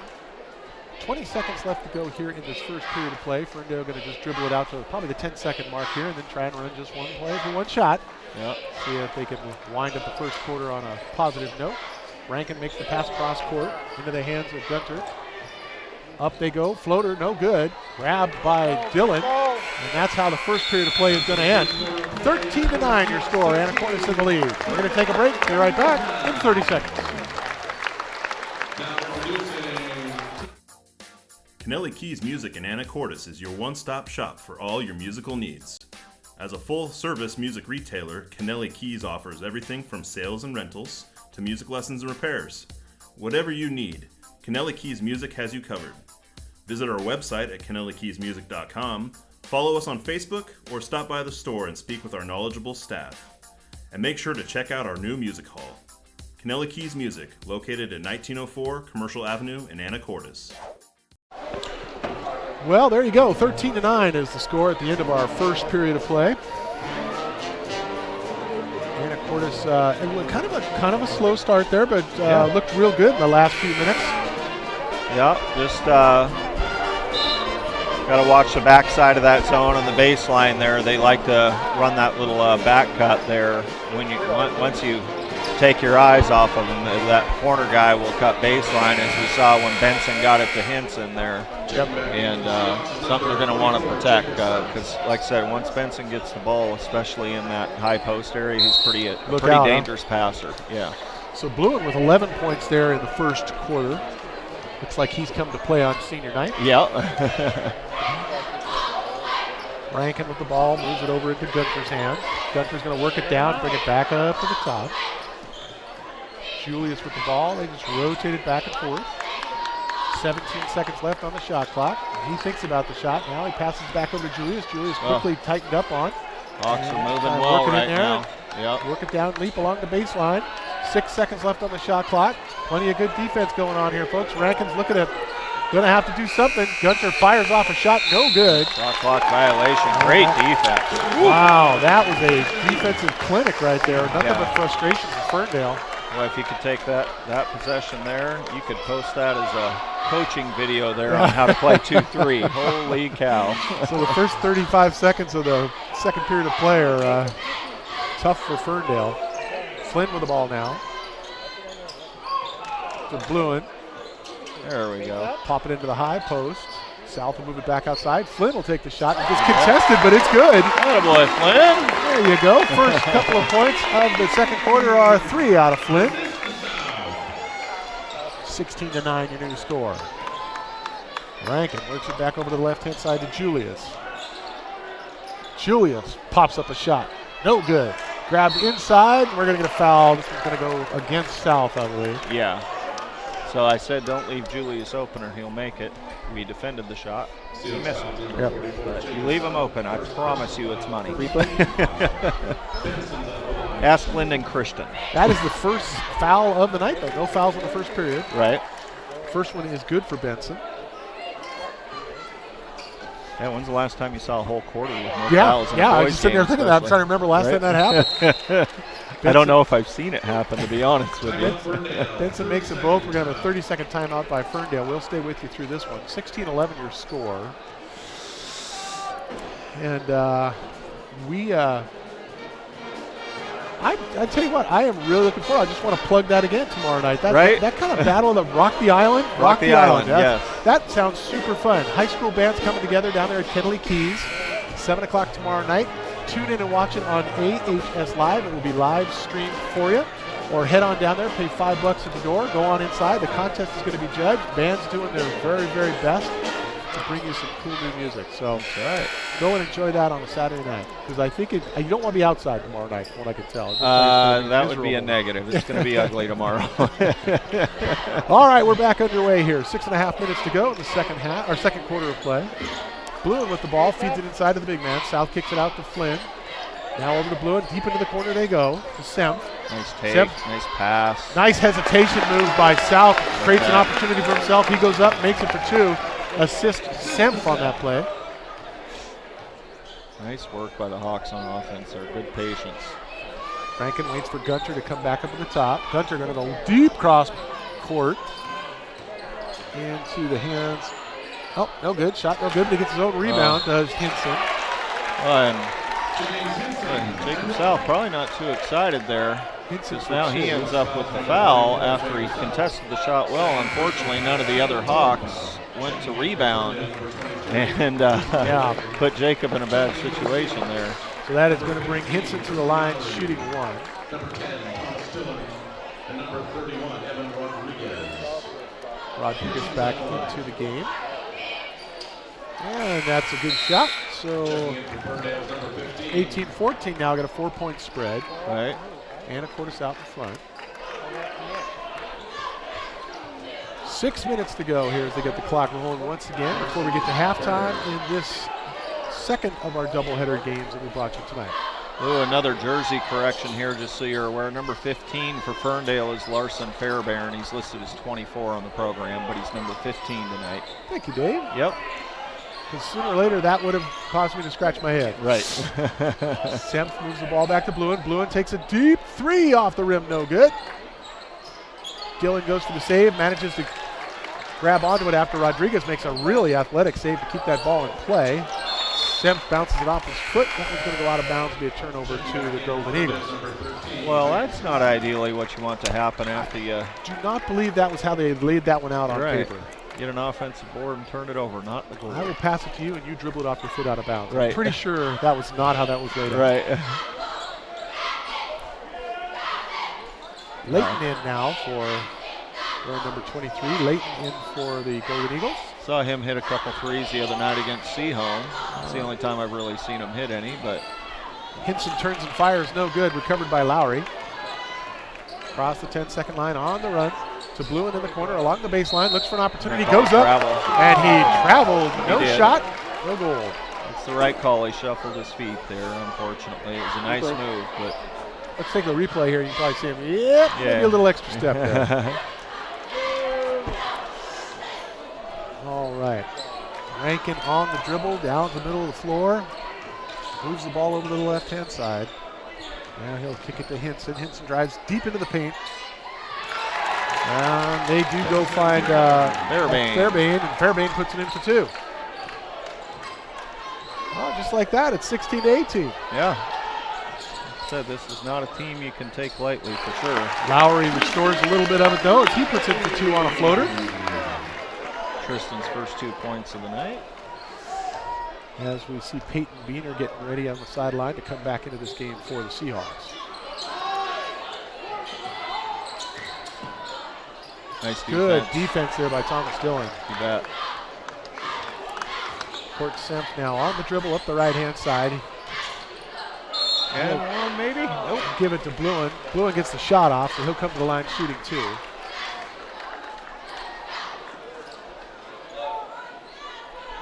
First foul for Ferndale on Fairbairn there. Fairbairn.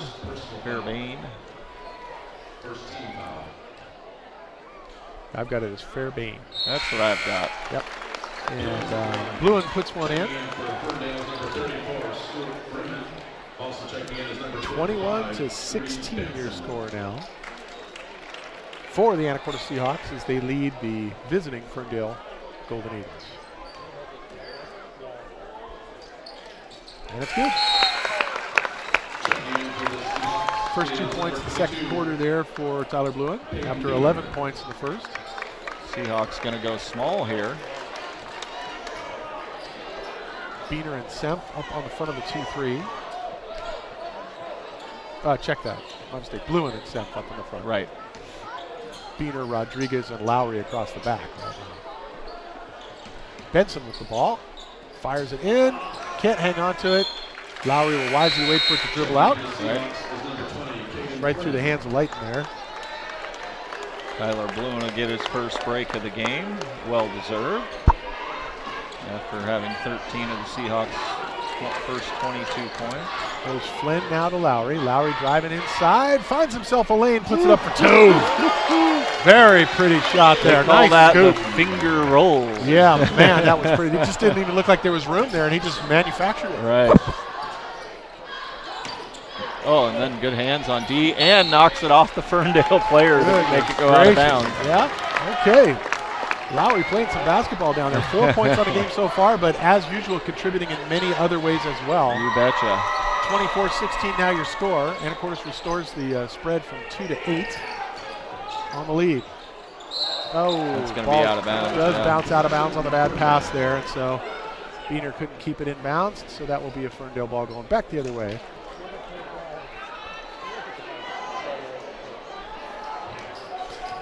Benson talking to the crowd over there.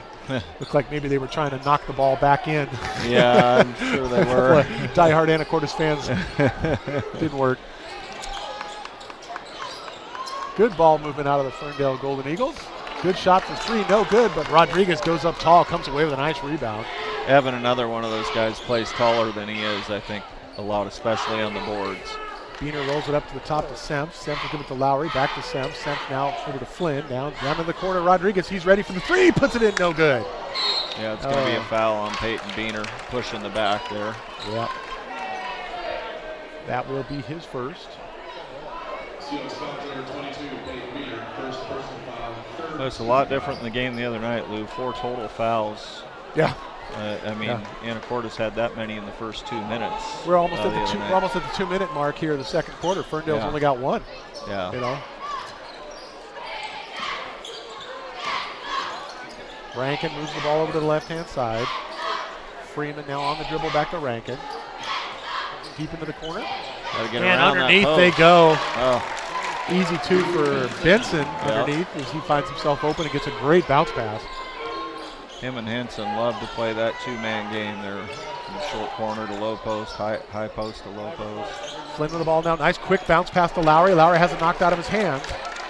Good defensive effort by Ferndale. Results in a turnover.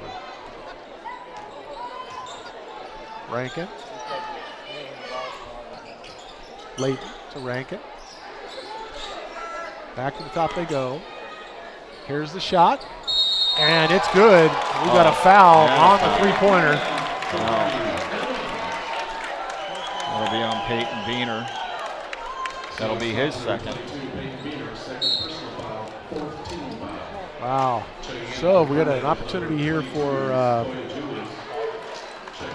Freeman to turn this into a 4-point play. And number 14, Tyler Bluen.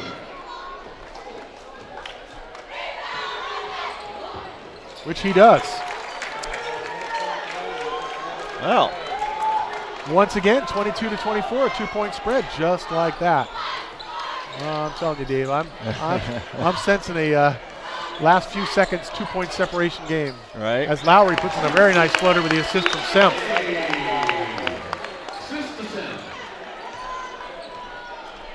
Yeah, nice look into the high post there by Court. And nice job by Lowry taking it to the hole. Lowry with 6 points here in the second period of play. Ferndale works the ball inside. Oh, Thomas Dillon denies him. Get that shot out of here. Big hand just knocked it clear. Right. Lowry works the ball back to Semp. Semp on the dribble now, takes it over. Gives it to Bluen. Bluen back to Semp.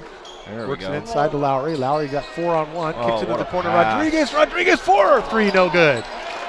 Boy, but he was wide open. That was a great opportunity. They keep doing that. Rankin across the 10-second line. Driving into the paint. There's him. Oh, my goodness. There's Benson. He's going to go to the line. Replay. Take a look here. Here. Benson with a nice cut. Nice right pass. To the open spot. Good pass. You bet. Benson's got 4 here in the second period. It's 4 for the whole game for him. And now make it 5 as he puts that one in. 26-23 your score. Just under a minute to play before we get to halftime in this contest. Second one no good, but rebounded by Ferndale. Yeah. Ball's knocked loose, but stays with Ferndale. Here's a concentrated effort. Can't get it in. Shot by Hinson, no good. Lowry with the ball now coming back the other way. He'll pass it to Bluen. Bluen will drive into the line, into the paint.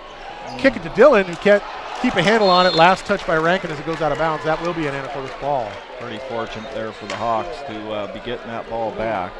So almost had it all together there. Dillon just couldn't quite get that pass under control. Lowry, Bluen. Bluen fires for 3. It's short, no good. Grabbed by Dillon. Thomas. Dillon puts up the shot, no good, knocked down. Yep. They'll stay with Anacortes once again. 26-23, 14.4 seconds left here in the first half. Pretty darn good Friday night basketball game right here. All right. Typical Northwest Conference, tough game. Holy cow. We do get to watch some great basketball, Dave. I tell you what. Dillon for 2, no good off the back of the rim. Ball recovered by Ferndale. Less than 2 seconds. Here's the shot from half court. Oh, just missed. And so at halftime, Anacortes is ahead by 3. 26-23 over the visiting Golden Eagles. We're going to take a break, do a little business. We'll be right back with halftime after this.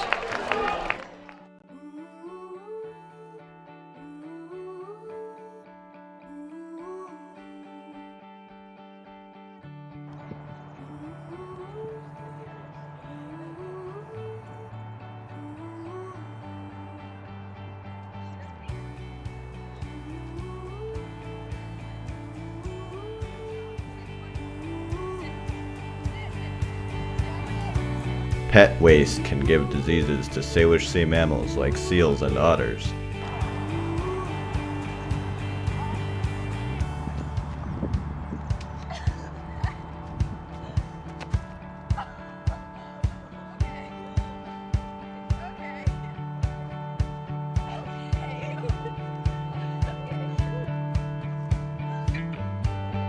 Pet waste can add fertilizer to the Salish Sea and cause harmful algal blooms.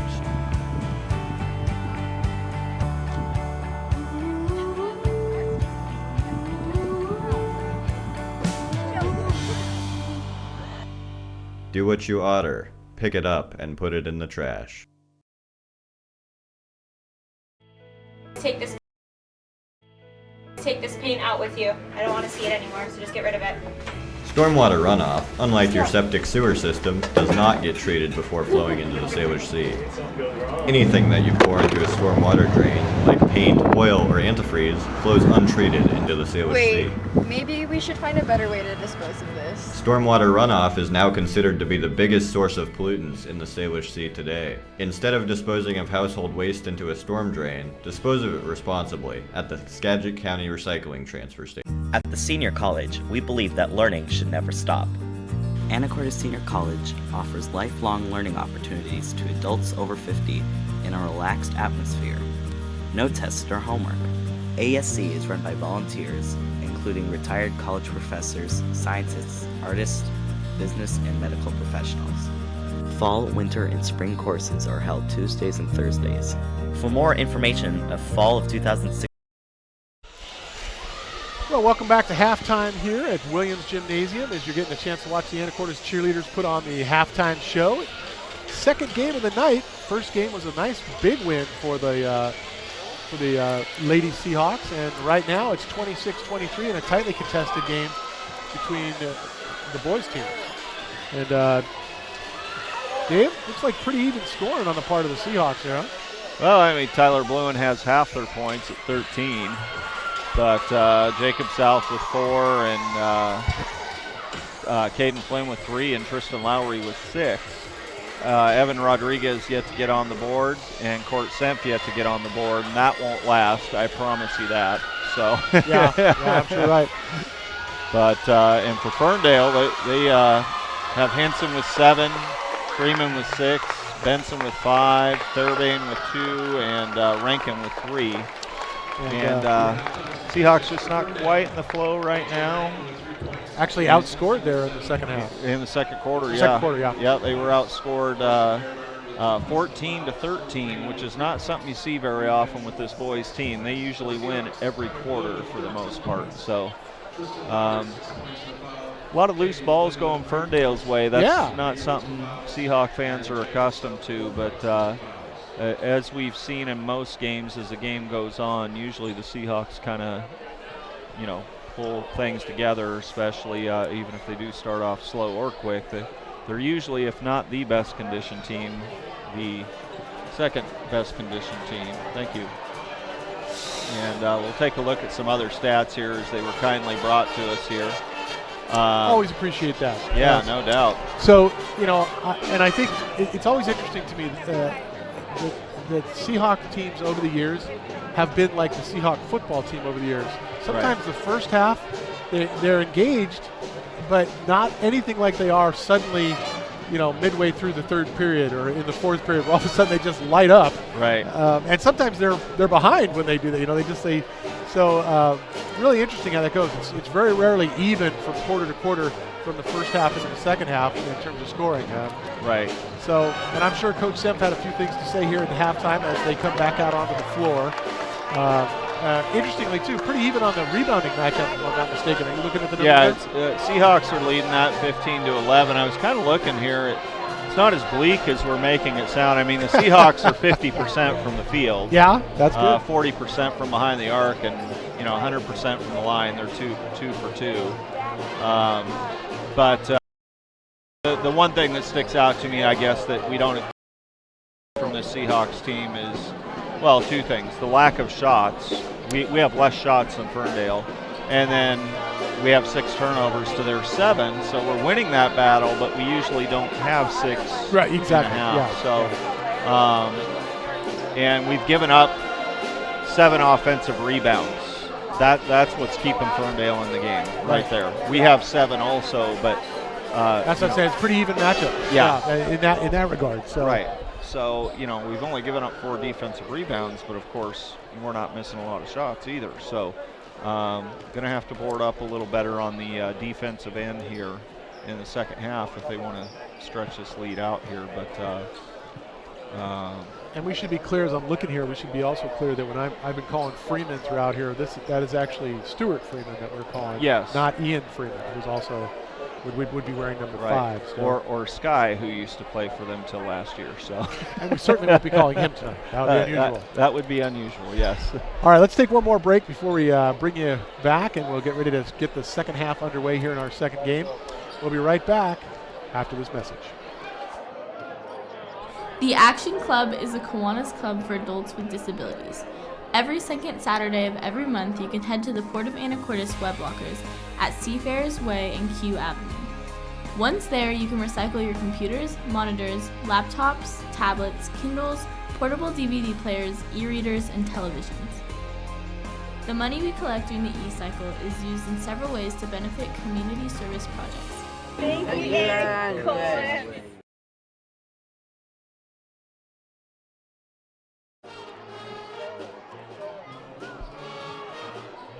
Might be my new favorite guy here. I know. What, Tico? Well, it was Leighton Winterhawk was the other one. First name Leighton. Yes.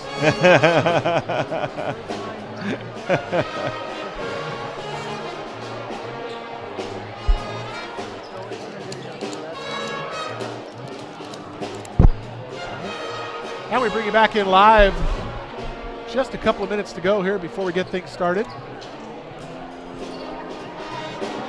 26-23 your score here at the half. We're looking forward to a great second half. No doubt, yeah. Looking forward here to see what the Seahawks do you know, like I said earlier when we were talking stats, board up a little better on the defensive end, but I sorry, but self-awareness. Anyways, more importantly, I want to see the Seahawks kind of defend that baseline cut a little better. Yeah, from Ferndale. They've got a couple easy buckets out of it and a couple that they missed that could have easily given Ferndale the lead here at the half. So I'm sure that's being discussed or been discussed in the locker room. But we'll see how the Seahawks do. So we'll keep an eye on that throughout the second half to see how they defend that baseline cut from the Golden Eagles here. I think if they can pick up the defense there in that part, then it will probably bode well for them as the half continues.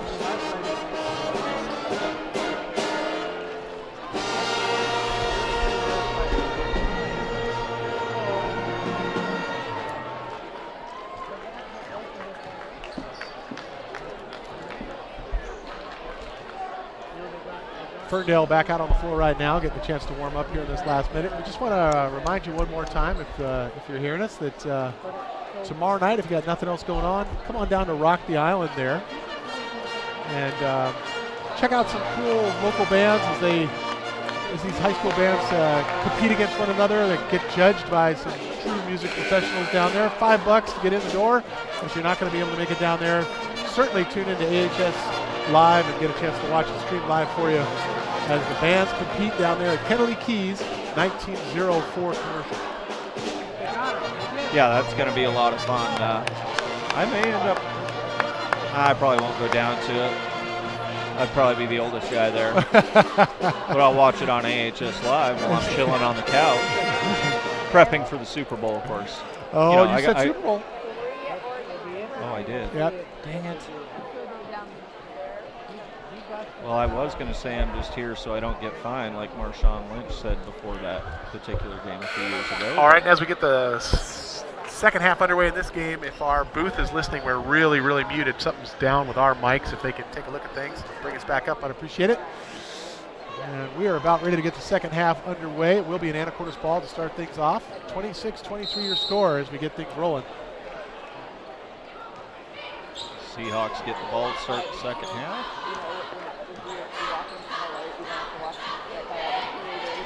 Bruin with the ball. He'll go to Rodriguez. Scoreless so far in this game. But as you said, Dave, that's unlikely to last. South puts one in for two. Nice way to start the second half for him. Maybe I should have picked that as the highlight too, is to see how we attack the post a little more here in the second half now that Jacob is back in the game after being out with 2 fouls. We got Thomas Dillon starting the second half here tonight. I'm sure that's an ode to senior night also, yes, since he did not get to start the first half. Rankin with the ball. 10 seconds left on the shot clock. Cross-court pass. Up it goes for three, and it's good. Julius for three. Cannot leave him open. I didn't even see who had the first two there for the Hawks, Lou. I apologize. South. Oh, that's right. I did see it. I just forgot. South works it in once again. Ball's ripped out of his hands by Benson. Nice play by Benson there, just reaching over and tearing that right out of Cubs' paws. Yeah, playing bigger than he is. Coach Sullivan talked about that in the pregame there. 28-26 your score now. 2-point spread. 6.5 minutes left to go. Third period of play. Julius passes the ball to Rankin. He'll go back to Julius, looking for an opportunity to put it up tall. Out of the corner it comes. No, it's too short. Right. Freeman with a shot there. Ball knocked loose by Rankin, and then he just runs it out of bounds. Ball will stay with Anacortes. I didn't hear a lot of communication there, letting Lowry know someone was coming up. Yeah. On him. Big, tall inbound pass to South. South looking for an opportunity to put it up. Muscles it up, can't get it to go. Julius with the rebound brings it down on the dribble. Over to Rankin. They're going to move Freeman into the corner once again. See if they can feed it to him there. He'll come up now onto the elbow. Cross court, there you go. wide open three-point attempt, no good. Banged back into the hands of Julius. He'll feed it outside to Hinson. Hinson will put it up short, no good. Bluen's going to let it bounce out of bounds. Hinson ran into a brick wall there known as Jacob South. Yeah, ouch. Yeah, ouch is right. Semp back into the game now for Dillon.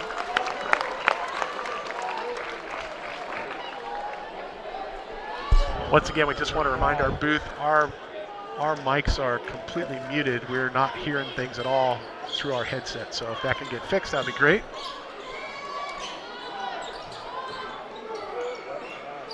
Rankin kicks it over into the corner. We got a travel turnover to Anacortes. No shot there. Sounds like things are coming back here. Definitely a lot better now, thank you. Yeah. Evan Rodriguez got the offensive rebound there. That's definitely a block. Yep, no worries. Benson going to get called here for a block, I believe. That'll be his first personal. Ferndale fouls number 55, Reed Benson, first personal foul, first team foul. Dave, am I reading that right? That that Ferndale only had one foul in the whole first half? That is correct. They've since doubled that total. Oh, right into South. Bucket, and we're going to get a free throw. I think the foul is on Julius. Oh, no, it is on Hinson, actually. James Hinson, first personal foul, second team foul. South at the line. So Jacob with the only points so far for the Seahawks here in the second half.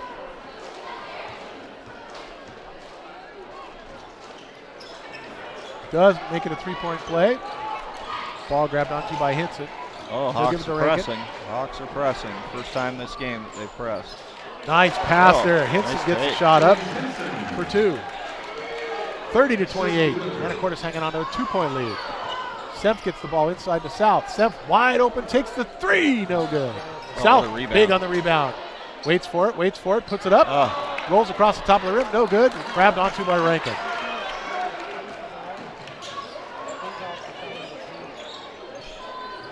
Julius feeds the ball up to Rankin at the top. 4.5 minutes to go here in the third quarter. 30-28 your score. Anacortes hanging on by 2. Nice job by Tyler Bluen. Bluen knocks it out of bounds, disrupts the play. They were trying to feed Benson. Yeah, right now this scoring pace is definitely in favor of Ferndale. I know that they're not winning the game, but the Hawks are usually on pace for a little more points than this here and giving up a little more than they normally do at this point. So both teams having scored 4 points here in the third quarter. Halfway through, you know. Right. Julius over in the corner. 3 seconds left on the shot clock. They're going to have to do something. He fades out.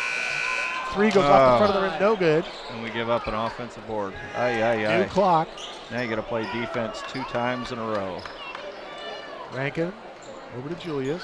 Back to Rankin. Less than 4 minutes to go now. Gunter trying to find a way to get rid of it. That's a 5-second call. You bet. Yeah, great defense there by Semp. You bet.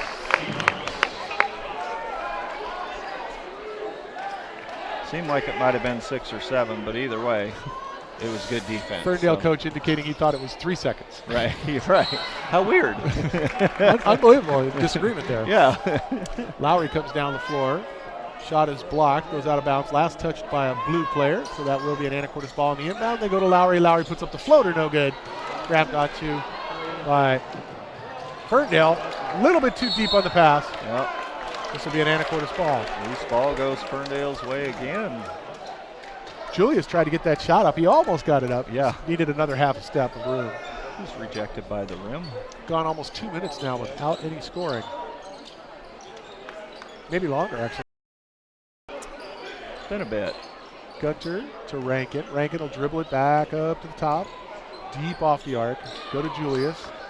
Ferndale is happy to play at this pace for sure. Oh. They move it to Hinson. Hinson is rejected by South, but they are going to call a foul there. That will be his third. That will be his third. A little bit of John going on there. Referee Corbin Benson did a good job of letting both players know there's no need for that. It's unacceptable.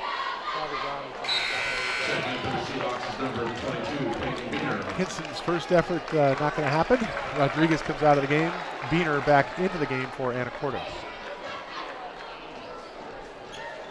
And no good on the second one as well. Reached up, grabbed by South. Good job of tearing that down with both hands. Bluen puts it up. Nice little roll in for two for Bluen. His first points in the second half. 32-28 now. 3 minutes left before we get to the fourth period. Low scoring quarter, 6-5 in favor of Anacortes so far for the quarter. Defenses are butting heads here. Yeah. Really fun to watch. Just trying to figure each other out, everybody making sure they're in the right spot. 10 seconds left on the shot clock once again for Ferndale. They're working into the corner. Yeah. Benson feeds it across. Quick pass up to the top to Rankin. He's got to take the shot. Oh, man, it was a long, deep three. Came close, did not go in. Not the type of shot AJ wants to take. He wants to really be set. Oh! Nice job by Peyton Biener there. Bean puts it in for two. That's his first points of the game. And we've got a full timeout. It's going to be called by Ferndale. Let's see a replay here, Lou, real quick. Take a look here. Tyler blowing past the Biener, and he just immediately attacks the rim. Nice job, Peyton, against two defenders. Nice work. So 34-28 now your score. We're going to stay with you through this timeout. We'll take a quick look. Let me double check and see if I can find out anything else that's going on around the district or the conference on the north side of the house. They did? Just got an update.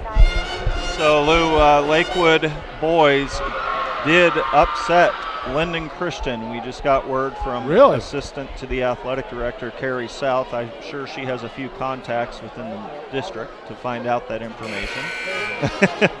So a big upset for Lakewood.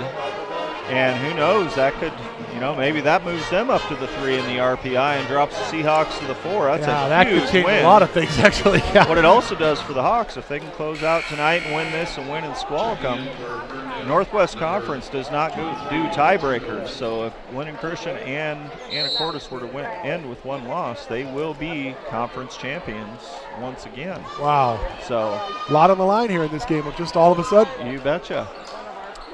Also, Linden ahead of Bellingham 55-30. So not a huge surprise there. Nope. We're back underway here with 2 minutes to go in the third period. 34-28 your score. Ferndale trying to find a way around this zone that has confounded them several times. They're once again down to 10 seconds on the shot clock. Right, but there's that baseline cut I talked about. Beautiful pass. Yeah. Julius puts it in for two. Great assist by Benson. Yeah, that will hurt the Seahawks if they don't take better care of that. Semp with the ball now. Doesn't seem like much, but that's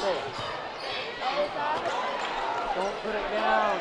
Quite a battle underneath there. Yeah. No foul called. South pretty much attacked. Yeah, it appeared that way from up here anyway. That was a great pass inside to him, though. Right. They'll probably work that again. Minute and 20 seconds to go here. Nice job, Court Semp getting over the top of that screen there. Semp working the defense on Julius. Oh, and we're going to get a foul call there. Yeah. Semp got his arm across and face of Rankin there inadvertently. Yep.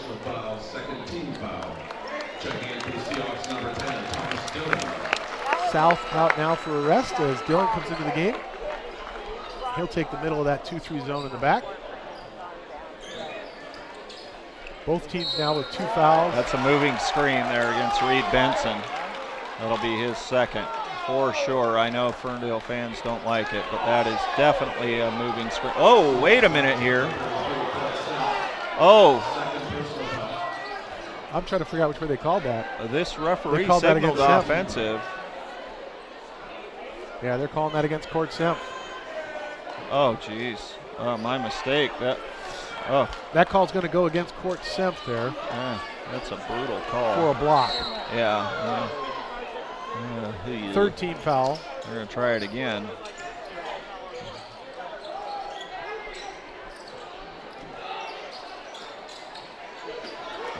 Nice rebound and put back there by Benson. Yeah. Less than a minute to go here in the third period of play. Lowry with the ball comes down the floor. 2-point game, he loses the handle. Rankin now has it. They feed back to him. He goes up, and he ties the game. Wow.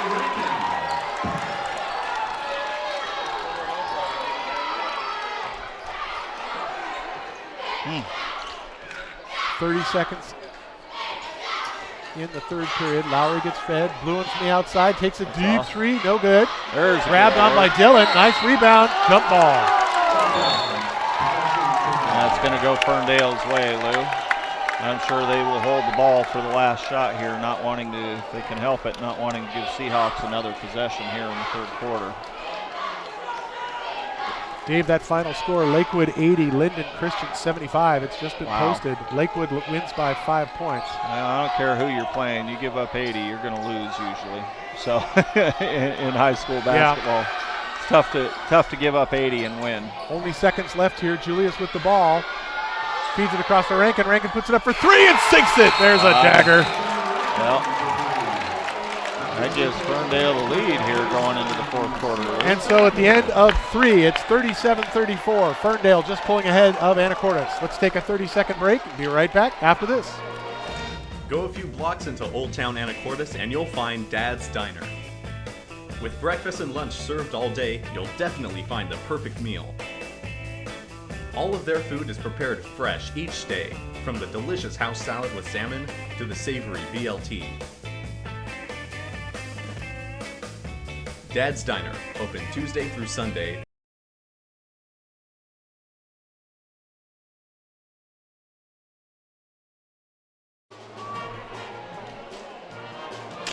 But I agree with it. It should be a 14th point. 37-34, your new score. For the first time tonight, an Anacortes team is behind. Girls led wire to wire. The boys would lead until right now. And we've got 8 minutes on the clock to start the fourth period of play with the Anacortes Seahawks trailing by 3. And you wonder if they know that Linden Christian just lost. Yeah, I highly doubt that. But I'm sure that there are folks in Linden Christian watching the score of this game. No doubt there, Ryan. Sure they're paying close attention. Seahawks working against that one. It looks like a 1-3-1 now is what Ferndale's playing. Beener with the ball. Got a Bluin. Bluin drives inside. No foul called. A little bit of contact. They're going to let him play. Rankin with the ball. He'll work through the trap. Get the ball to Layton. Go back to Rankin. Back to Layton. He'll drive it inside. Pop-up shot. It's good for 2 from Hinson. Yeah, Hinson doesn't miss many of those from and the Seahawks turn it over on the inbounds. Oof.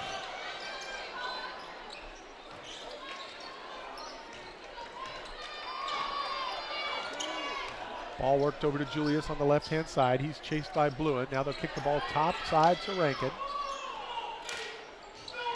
Rankin over to Layton. Now pop pass outside once again. 9 seconds on the shot clock. There's that nice baseline inside cut pass. again, And once again, that works, and Layton puts it in for 2.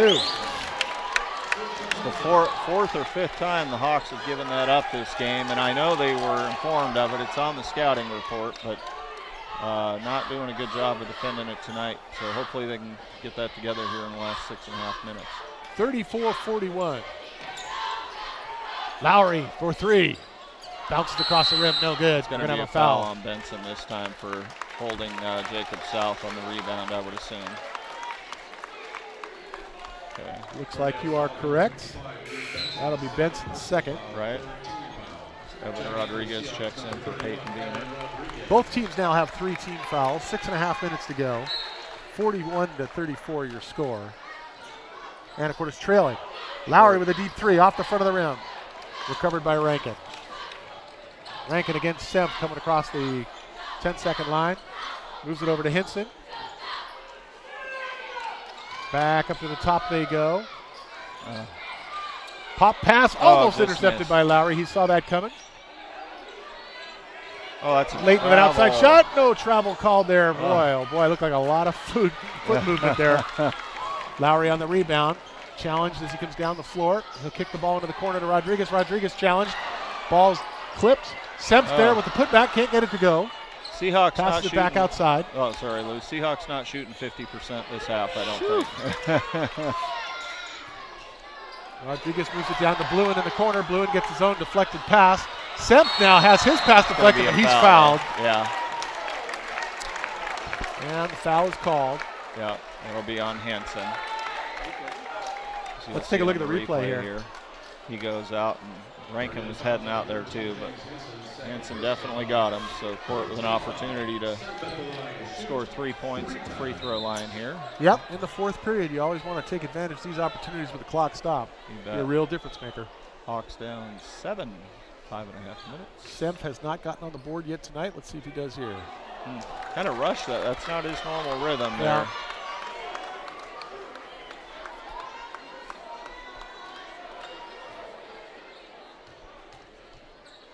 Take your time. There you go.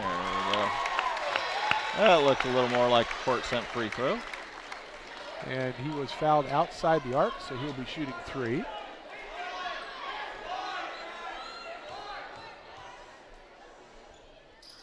There Not as good as yet.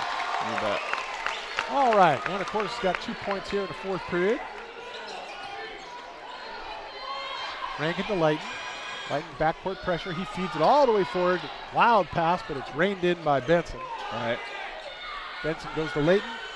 Nice steal there. Oh. Semp broke it up, but he couldn't get it. Lou. Rankin up for 3, no good. That should be a foul on Hansen. No call, but good rebound by Tristan Lowry. Lowry down the floor, all the way down the middle. Ball is volleyballed out of bounds by Rankin. There's going to be a technical on A.J. Rankin. They're giving him a warning. Wow. Okay, and you see the referee indicating there that he's kind of running his mouth, so that's a warning to keep it under control.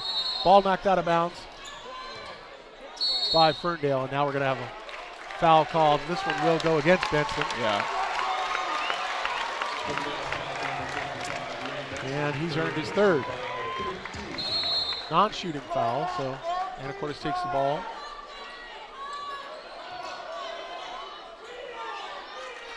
Five minutes left here in the game. Anacortes trailing by 5. Lowry, Rodriguez to Lowry. He thinks about it. Rodriguez drives inside. Now they open up Lowry. 3-point effort, no good, but South is right there. He goes up. Shot's no good, but Benson's going to get called. Yeah. Oh, no, I take that back. That's going to be on Hinson.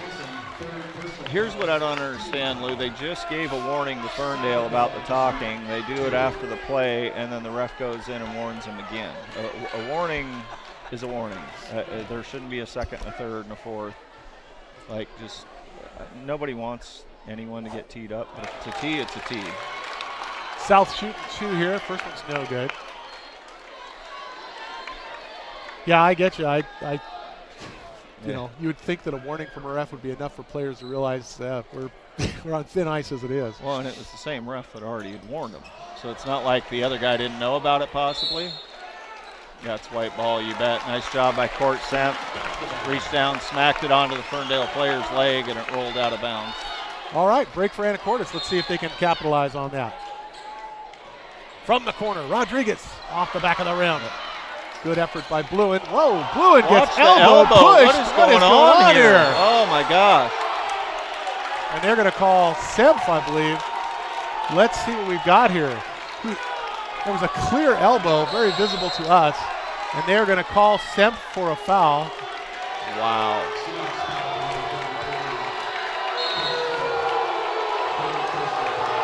Anacortes fans not happy about that. You may be able to see it on a replay. We've got. Did they just give the coach a tee without? I don't think they did. I think the referee thinks the other one did, but he didn't. There you go. Let's see the call. It was a timeout. Take a look at the replay here, and you'll see the elbow here from the Ferndale player right there. Oh, yeah. How's that not called?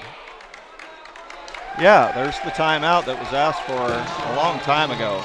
Okay, and we do have a third foul called on Semp up on the board, so that was called.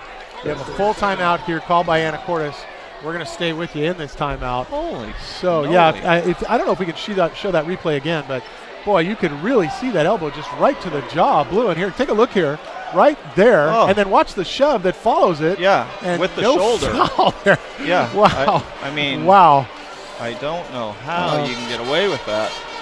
Yeah, With that's an official standing right there. There's another one back there. Oh, goodness. Well, and thank you to the booth for being able to replay that again, give you a thank chance you. to see it. You know, Dave, this is what worries me about something like that. When it's that blatant, here it is again. Watch, you're gonna watch it. Elbow. Right, and he takes that and then now shove. Yeah. The problem with if you let that go, now players are like, oh well, if that's okay, right, then I guess I can do it too. Yeah, so that's the sort of thing you got to get under control right out of the gate. It doesn't belong in the game of high school basketball at all. No. Elbow to the jaw on purpose. No. Not okay. It's completely against the rules at all levels of basketball, including the NBA. So I do not understand how they can't call it. And then to miss the shove with the shoulder after that makes it even worse. Let's see if we can get things back under control here. We've only got 4.5 minutes left in this game. Anacortes is trailing by 5. They need to refocus and find a way to get back on top of the leaderboard here. You bet. Benson with the ball. He'll give it to Rankin. They'll go into the trap, and that's Lowry's going to get called there for contact. Sure, that's the right call there. Got him with the hit. Fifth team foul for the Hawks. 6 team fouls so far for the visiting Ferndale Golden Eagles. All right, Benson's going to inbound this. He'll give it to Layton. Fake, move, pass, up to Rankin. To Julius. He'll bring it across on the dribble. Go back to Layton. Deep pass inside. They find their man. And Hinson sinks it. Anacortes has been guilty all night long of ball watching and just not watching assignments there, and that's opening up that backside. Yeah, Ferndale fans feeling pretty good right now, and I don't blame them. Nope. Bluen drives it inside, puts it up for 2, and he gets it to go in. There we go. Yeah. Anacortes needed to break that dry spell, that's for sure. Backcourt pressure, 5 seconds on the defense. You bet. Whoa, wait a minute now. The 5-second call is going to get called off because we called a timeout before the 5-second call. This is ridiculous. Oh my gosh, this is getting out of hand once again. Things were going pretty well from an official standpoint most of the night. Officials talking to Coach Semp and explaining to him that no, I had already granted the timeout before the 5 seconds was called. Well, he blew the whistle first and signaled 5. Then he comes in blowing his whistle. Wow. Well, we are in a timeout. We are in a timeout. So evidently that decision's been made. Yeah. That's a fact. So, but still, the benefit there to us, of course, is that Golden Eagles had to burn a timeout that they didn't want to. Right. Because of our good defense. So it still has an upside. And now the Golden Eagles will be on the baseline then trying to get it in a second time. Anacortes will have pressure in the backcourt. You bet. There's the pass. They get it into Layton. Layton kicks across. Good deflected. Turnover. Grabbed by Semp. To Bluen. To Lowry. Lowry drives into the middle. Goes to South. South outside to Rodriguez, who's due, and he can't get it to go. Long pass down the floor. Oh, Ball knocked away by Lowry. Oh, how do they call a foul? Oh, my gosh. Oh, that's just knocked away. Oh, my goodness. Wow. Lowry, let's take a look on the replay here. Oh, it's a beautiful. Looked clean. He gets a little body contact there. Jeez Louise. Both teams now with 16 fouls. I have Hinson watched at the line. Tristan Lowry play basketball for 8 years. It's the first time I've seen him react to an official's call. Wow. And if he's reacting to an official's call, that tells you, holy cow. Hinson makes the first. Expands the lead to 6, 44-38. Rodriguez comes out. Wow. And Flynn back into the game for Anacortes. 3 minutes and 26 seconds here as Hinson makes the second one as well. 45-38. 3 minutes and 20 seconds to go in the fourth period of play. Lowry steers the offense. South sets the pick. They bring it back to Lowry. Into the corner they go to Semp. Semp moves it along the baseline. Bounce pass to South is broken up.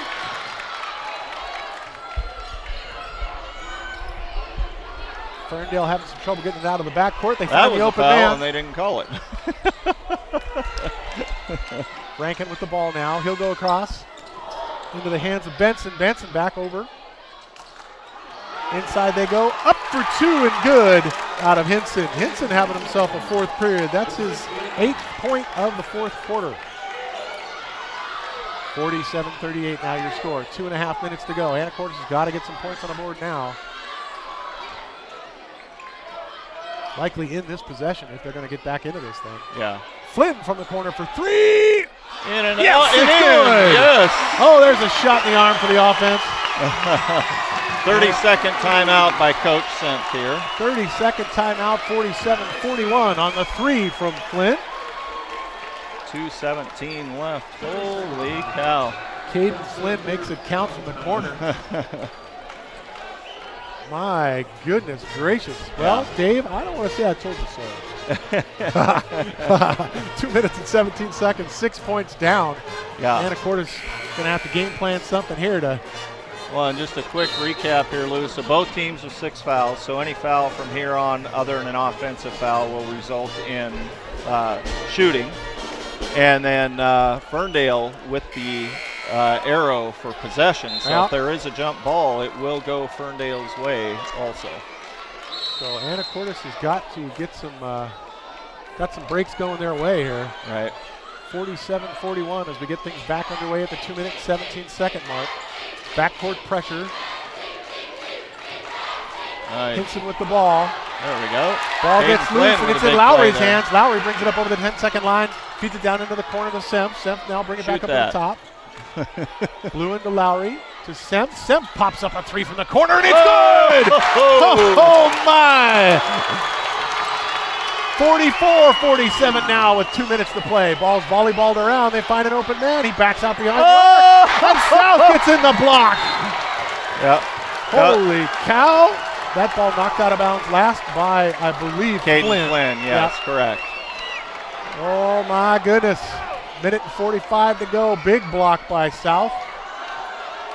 Ball's going to be inbounded from the baseline by the Golden Eagles. But for some reason, he didn't want to touch that. He can throw it into the backcourt, but he did not want to catch it for some reason. Just let it go. Now he's got his work cut out for him, getting back across the 10-second line, which they do manage to do. There's a two out of Hinson. He's got such a great pull-up jumper. 10 points for him in the fourth period of play. Hinson easily the leading scorer for Golden Eagles tonight. 49-44 your score. Minute 20. Semp works it into South. South what a works move. On the defense. Ankle breaker, baby. and he leaves him in the dust and South puts it in for two. 3-point spread now. Ferndale with the ball. Long pass down. Ooh, you got a good trap here. Julius has got it. Ferndale got a timeout, I believe. Yeah. And this will be a timeout called by Ferndale. Once again, having to call a timeout because they were in trouble due to the defense. This will be a full timeout. Sorry, Lou. No, go ahead. That leaves them one timeout. Anacortes still with 2. Minute 2 left. 3-point game. 46-49. 3-point spread. A minute to go. We got a barn burner here to finish out the night. Tell you what. Definitely made it interesting this evening. Kudos to Ferndale for, first of all, holding the Hawks. Right now, the Hawks are 20 points below their scoring average for a game. They average 66 a game, and they only give up 44, and they've given up 49 already. So, like I said, this score plays right into Ferndale's hands, but the Hawks trying to make the most of it here at the end and get this thing finished out, hopefully. I've got Hinson with 19 points on the night so far. Yeah, no doubt. He's actually the leading scorer of the game now. Tyler Bloom with 17 for the Hawks. Woo, man. Okay, well, let's see if the Hawks can find a way to make up at least 3 here in this last minute. It will be Benson with the ball, inbounding in the forecourt of the Ferndale Golden Eagles. Well, watch a screen on the backside, possibly trying to get something along that baseline. There you go. Yeah. Good job by the Hawks there. They're threatening it again, though. Trying to set it up. It's behind South there. Rankin with the ball now at the top of the arc. 50 seconds and counting. Screen set by Julius. Rankin moves the ball inside. Into the paint they go. Oh, they lose the handle and it goes out of bounds. This will be an Anacortes ball coming back the other way with 40 seconds to go, trailing by 3. Flynn gives it back to Lowry. Lowry dribbles over to the right-hand side. Gives it to Semp, to Flynn. Bounce pass. Over to Bluen. Now they move it back to the right. 28 seconds left. Court Semp with the ball. Goes to Lowry. 17 seconds on the shot clock. 20 seconds left in the game. From the corner, here's the shot. Yeah. We've got a foul stopping the clock. Bluen's coming to the line shooting 3, right? Yep. Yeah, shooting 3, you betcha. Holy cow. We're going to call that on A.J. Rankin. That's his first foul of the game. That puts Bluen at the line shooting 3 as they trail by 3 with 17 seconds left. No pressure here. Oh boy. Who else would you want there? Who else would you want there right now but Tyler Bluen? You betcha. Jeez, holy cow. Cool under fire. Here's the second. Oh, that was not going to make it. Yep. Question here, do you actually want to shoot this? Or do you want to? Oh yeah, because you can always foul, make them go make their free throws, and keep it a 3-point game. And that one's good. So we got a 1-point spread. 49-48 with 17 seconds left. Deep pass. Too easy though. Goes to Benson. Benson down Got to a the foul three-point arc. Got a foul. Oh, wide open is Julius on the far side. There They foul him, send him to the line. Rodriguez with a foul. Left. His first. This will be a 1-and-1 opportunity for Julius from the line. Sequoia Julius going to have to work through the roar of the crowd here. No good. Rebounded by Anacortes. 8 seconds left. Lowry on the run, up the floor. Here's the pass. South has got the shot. Oh, South makes the shot. South makes the shot. Anacortes up by 1 with less than a second to play. Unbelievable. South sinks the shot. Oh. Wow. But now the thing here, Lou, I believe they've given Coach Owens from Ferndale a timeout, but will they leave .7? Oh! Wait a minute now. What do we got going here? Technical on the Ferndale and both the coaches. Anacortes bench, both. Both benches. How can that be? How? Well, a tremendous moment here as Lowry made the pass down the floor. They feed the ball to South. South turns around and puts it in for 2. Anacortes at this point has a 1-point lead, but we've just seen a technical called on both benches in both directions. I don't know if I've ever seen that before, Lou. I'll be honest. I'm not sure what caused it. If people rushed onto the floor? Yeah, I'm not. So the referees, as you can see, are meeting. Well, even if that results in a jump ball, it'd be Ferndale's ball, which it was going to be theirs anyways. They put the clock back to 2.3 from .7. Wow. So this should be interesting. So key for Anacortes, ideally don't let them inbound it if you can pull that off. But if they do not foul. No. But contest the shot, if that makes sense. Make them work it up the floor is all you can really do at this point. Make them eat clock as they work it up the floor. Well, they're going to have to throw up something. Don't let a long pass beat you deep, obviously. Oh, boy. All right. Well, folks, we've got 2.3 seconds on the clock now. Anacortes up by 1. Both teams have 17 fouls. Ref has hit his whistle, just asking for a second. I think he's talking to trying to find out how many timeouts each team has left. Right. Possibly. He wants to make sure. I believe Ferndale has none. Make sure everybody's on the same page here as we get things going. So it will be a Ferndale ball. Hinson standing down at the far baseline in his backcourt, ready to inbound this ball.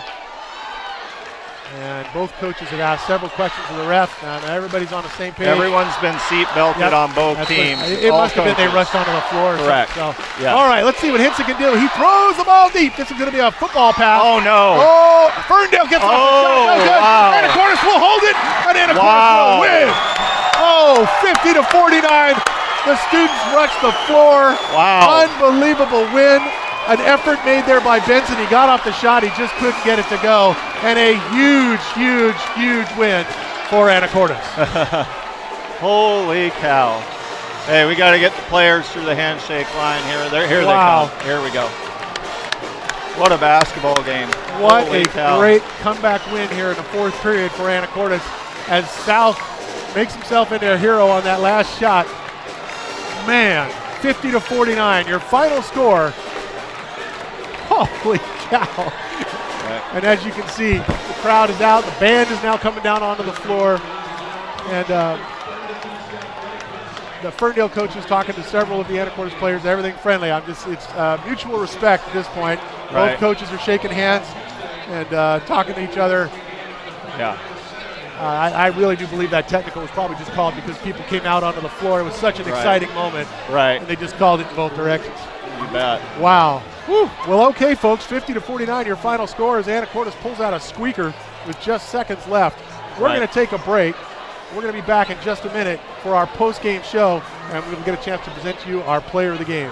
Right back after this. Tomorrow night, 6 bands go head-to-head in the 5th annual Rock the Island Battle of the Bands. Come down to Canelli Keys at 7 p.m. Tickets are only $5.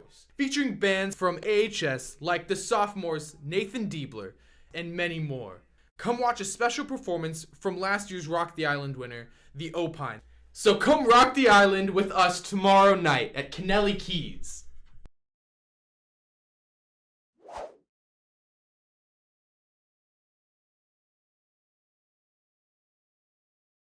You want to talk to him, Luke? Okay. Yeah. We're back. All right, we're back, and we're just we're just waiting here as Jacob South works his way through the crowd. He is our player of the game for this game. I'll wait until he's get all mic'd up. Hey, how are you? Good. How are you doing? I am doing well.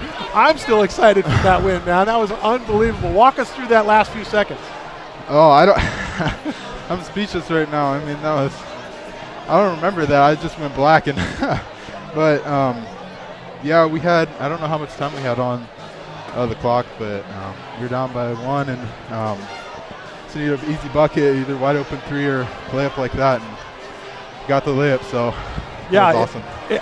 It was an unbelievable shot. It was perfect. You Yeah. just turned around and put it in like you've done 1,000 times before. I had no nerves at all. I was like, here, let me just take care of business. Yeah, that's what you do all those drills in practice for, so that when it comes to a moment like that, it's just muscle memory. And that's it. That was it. Well, this was a really fun game to watch, and you had a heck of a night. I'd like to do a little math here: 2, 4, 6, 8, 10, 12 points on the night. Some huge rebounds on both ends of the floor. Was this the Ferndale team you guys were expecting? yeah, I mean, we've been playing this team since like 4th grade, and it's that same group of guys plus maybe 1 or 2 underclassmen. And I mean, we knew each other really well, and knew it was going to be a battle tonight. And so it was a great game, and they fought hard. So. Well, I tell you what, it took us about 5 seconds to figure out who the player of this game was, Jacob South. Congratulations to you. Fantastic Fantastic thing. Fantastic thing to do on senior night, man. I know. Congratulations. Awesome. Thanks so much. Yeah, thank you. That was your player of the game, Jacob South, tonight. 12 points on the night, but huge defensive and offensive rebounding. Really a fantastic, fun game to watch. Sorry. Dave is now suffering what I usually go through as he gets the mushy and wet and warm headphones. So yeah, I mean, to me, is there a better way for a graduating senior on senior night, right, to have things wind up there, no to doubt. hit that shot?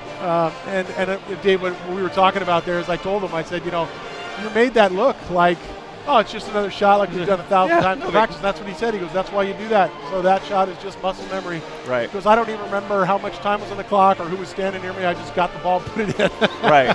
He knew there wasn't much, but he didn't know how much. Wow. It's just, I know I got to lay it in. And if they happen to have the replay of it, if you look, his form is no different. It wasn't rushed. It was just, I'm going up to the hoop and laying it in like I do. Right. So and that's as opposed to what you saw from Benson. Yeah. Benson got that kind of wild pass with a second or so, a half a second left, and he just turned around and fired this very wild shot. I mean, I think Cub said it best. That's why you practice over and over. Yeah. It's just muscle memory. It's just another shot like any other. But holy cow, wow. What a finish. Okay. No need for this anymore. I'm going to go back. I'd like if I wish the replay I wish we had was you and me talking just before this game when I said this one feels like it could go down to the last few seconds and they're only a couple of points apart. Man. Yeah, just not cool. Glad with the result, but not cool how it got there. You want to know my Super Bowl prediction now? Because I'm on a roll, buddy. Your what prediction? All right, folks. Well, we brought you a couple of great games tonight. Congratulations to the Lady Seahawks for a fantastic win. Yeah. A big surprise that they just dominated every facet of that game. Man, did a fantastic job. I think, and then the boys' game. What a fantastic end-to-end run for the boys. Fun to watch all the way through and a tremendous ending. Right. That's the kind of thing we're happy to bring you here from AHS Live, as well as in the middle you got to watch all that really cool senior night festivities. You bet. And one last plug for AHS Live here. Tomorrow night, 7 p.m., 1904 Commercial Avenue at Kennelly Keys.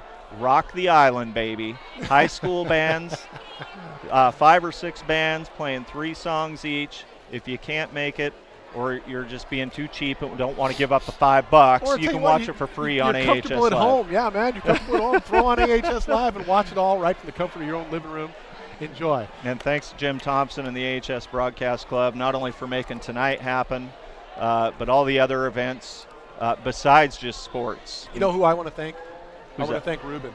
Ruben, because one, he made me hungry. Ruben, the engineer, it was his first time tonight, he did a great job. He did a great job, and he figured out the mute button finally, which I greatly appreciate because I had way too many voices in my head. I got enough of my own. I didn't need those extras. So. All right, folks. Well, on that note, we're going to thank you so much for tuning in on behalf of ourselves, the AHS Live crew. Thank you once again. And Dave Wilder, what do you have to say? Go Hawks. Good night, everybody. Tomorrow night, 6 bands go head-to-head in the 5th annual Rock the Island Battle of the Bands. Come down to Kennelly Keys at 7 p.m. Tickets are only $5. Featuring bands from AHS like the sophomores Nathan Diebler and many more. Come watch a special performance from last year's Rock the Island winner, the Opine. So come rock the island with us tomorrow night at Kennelly Keys.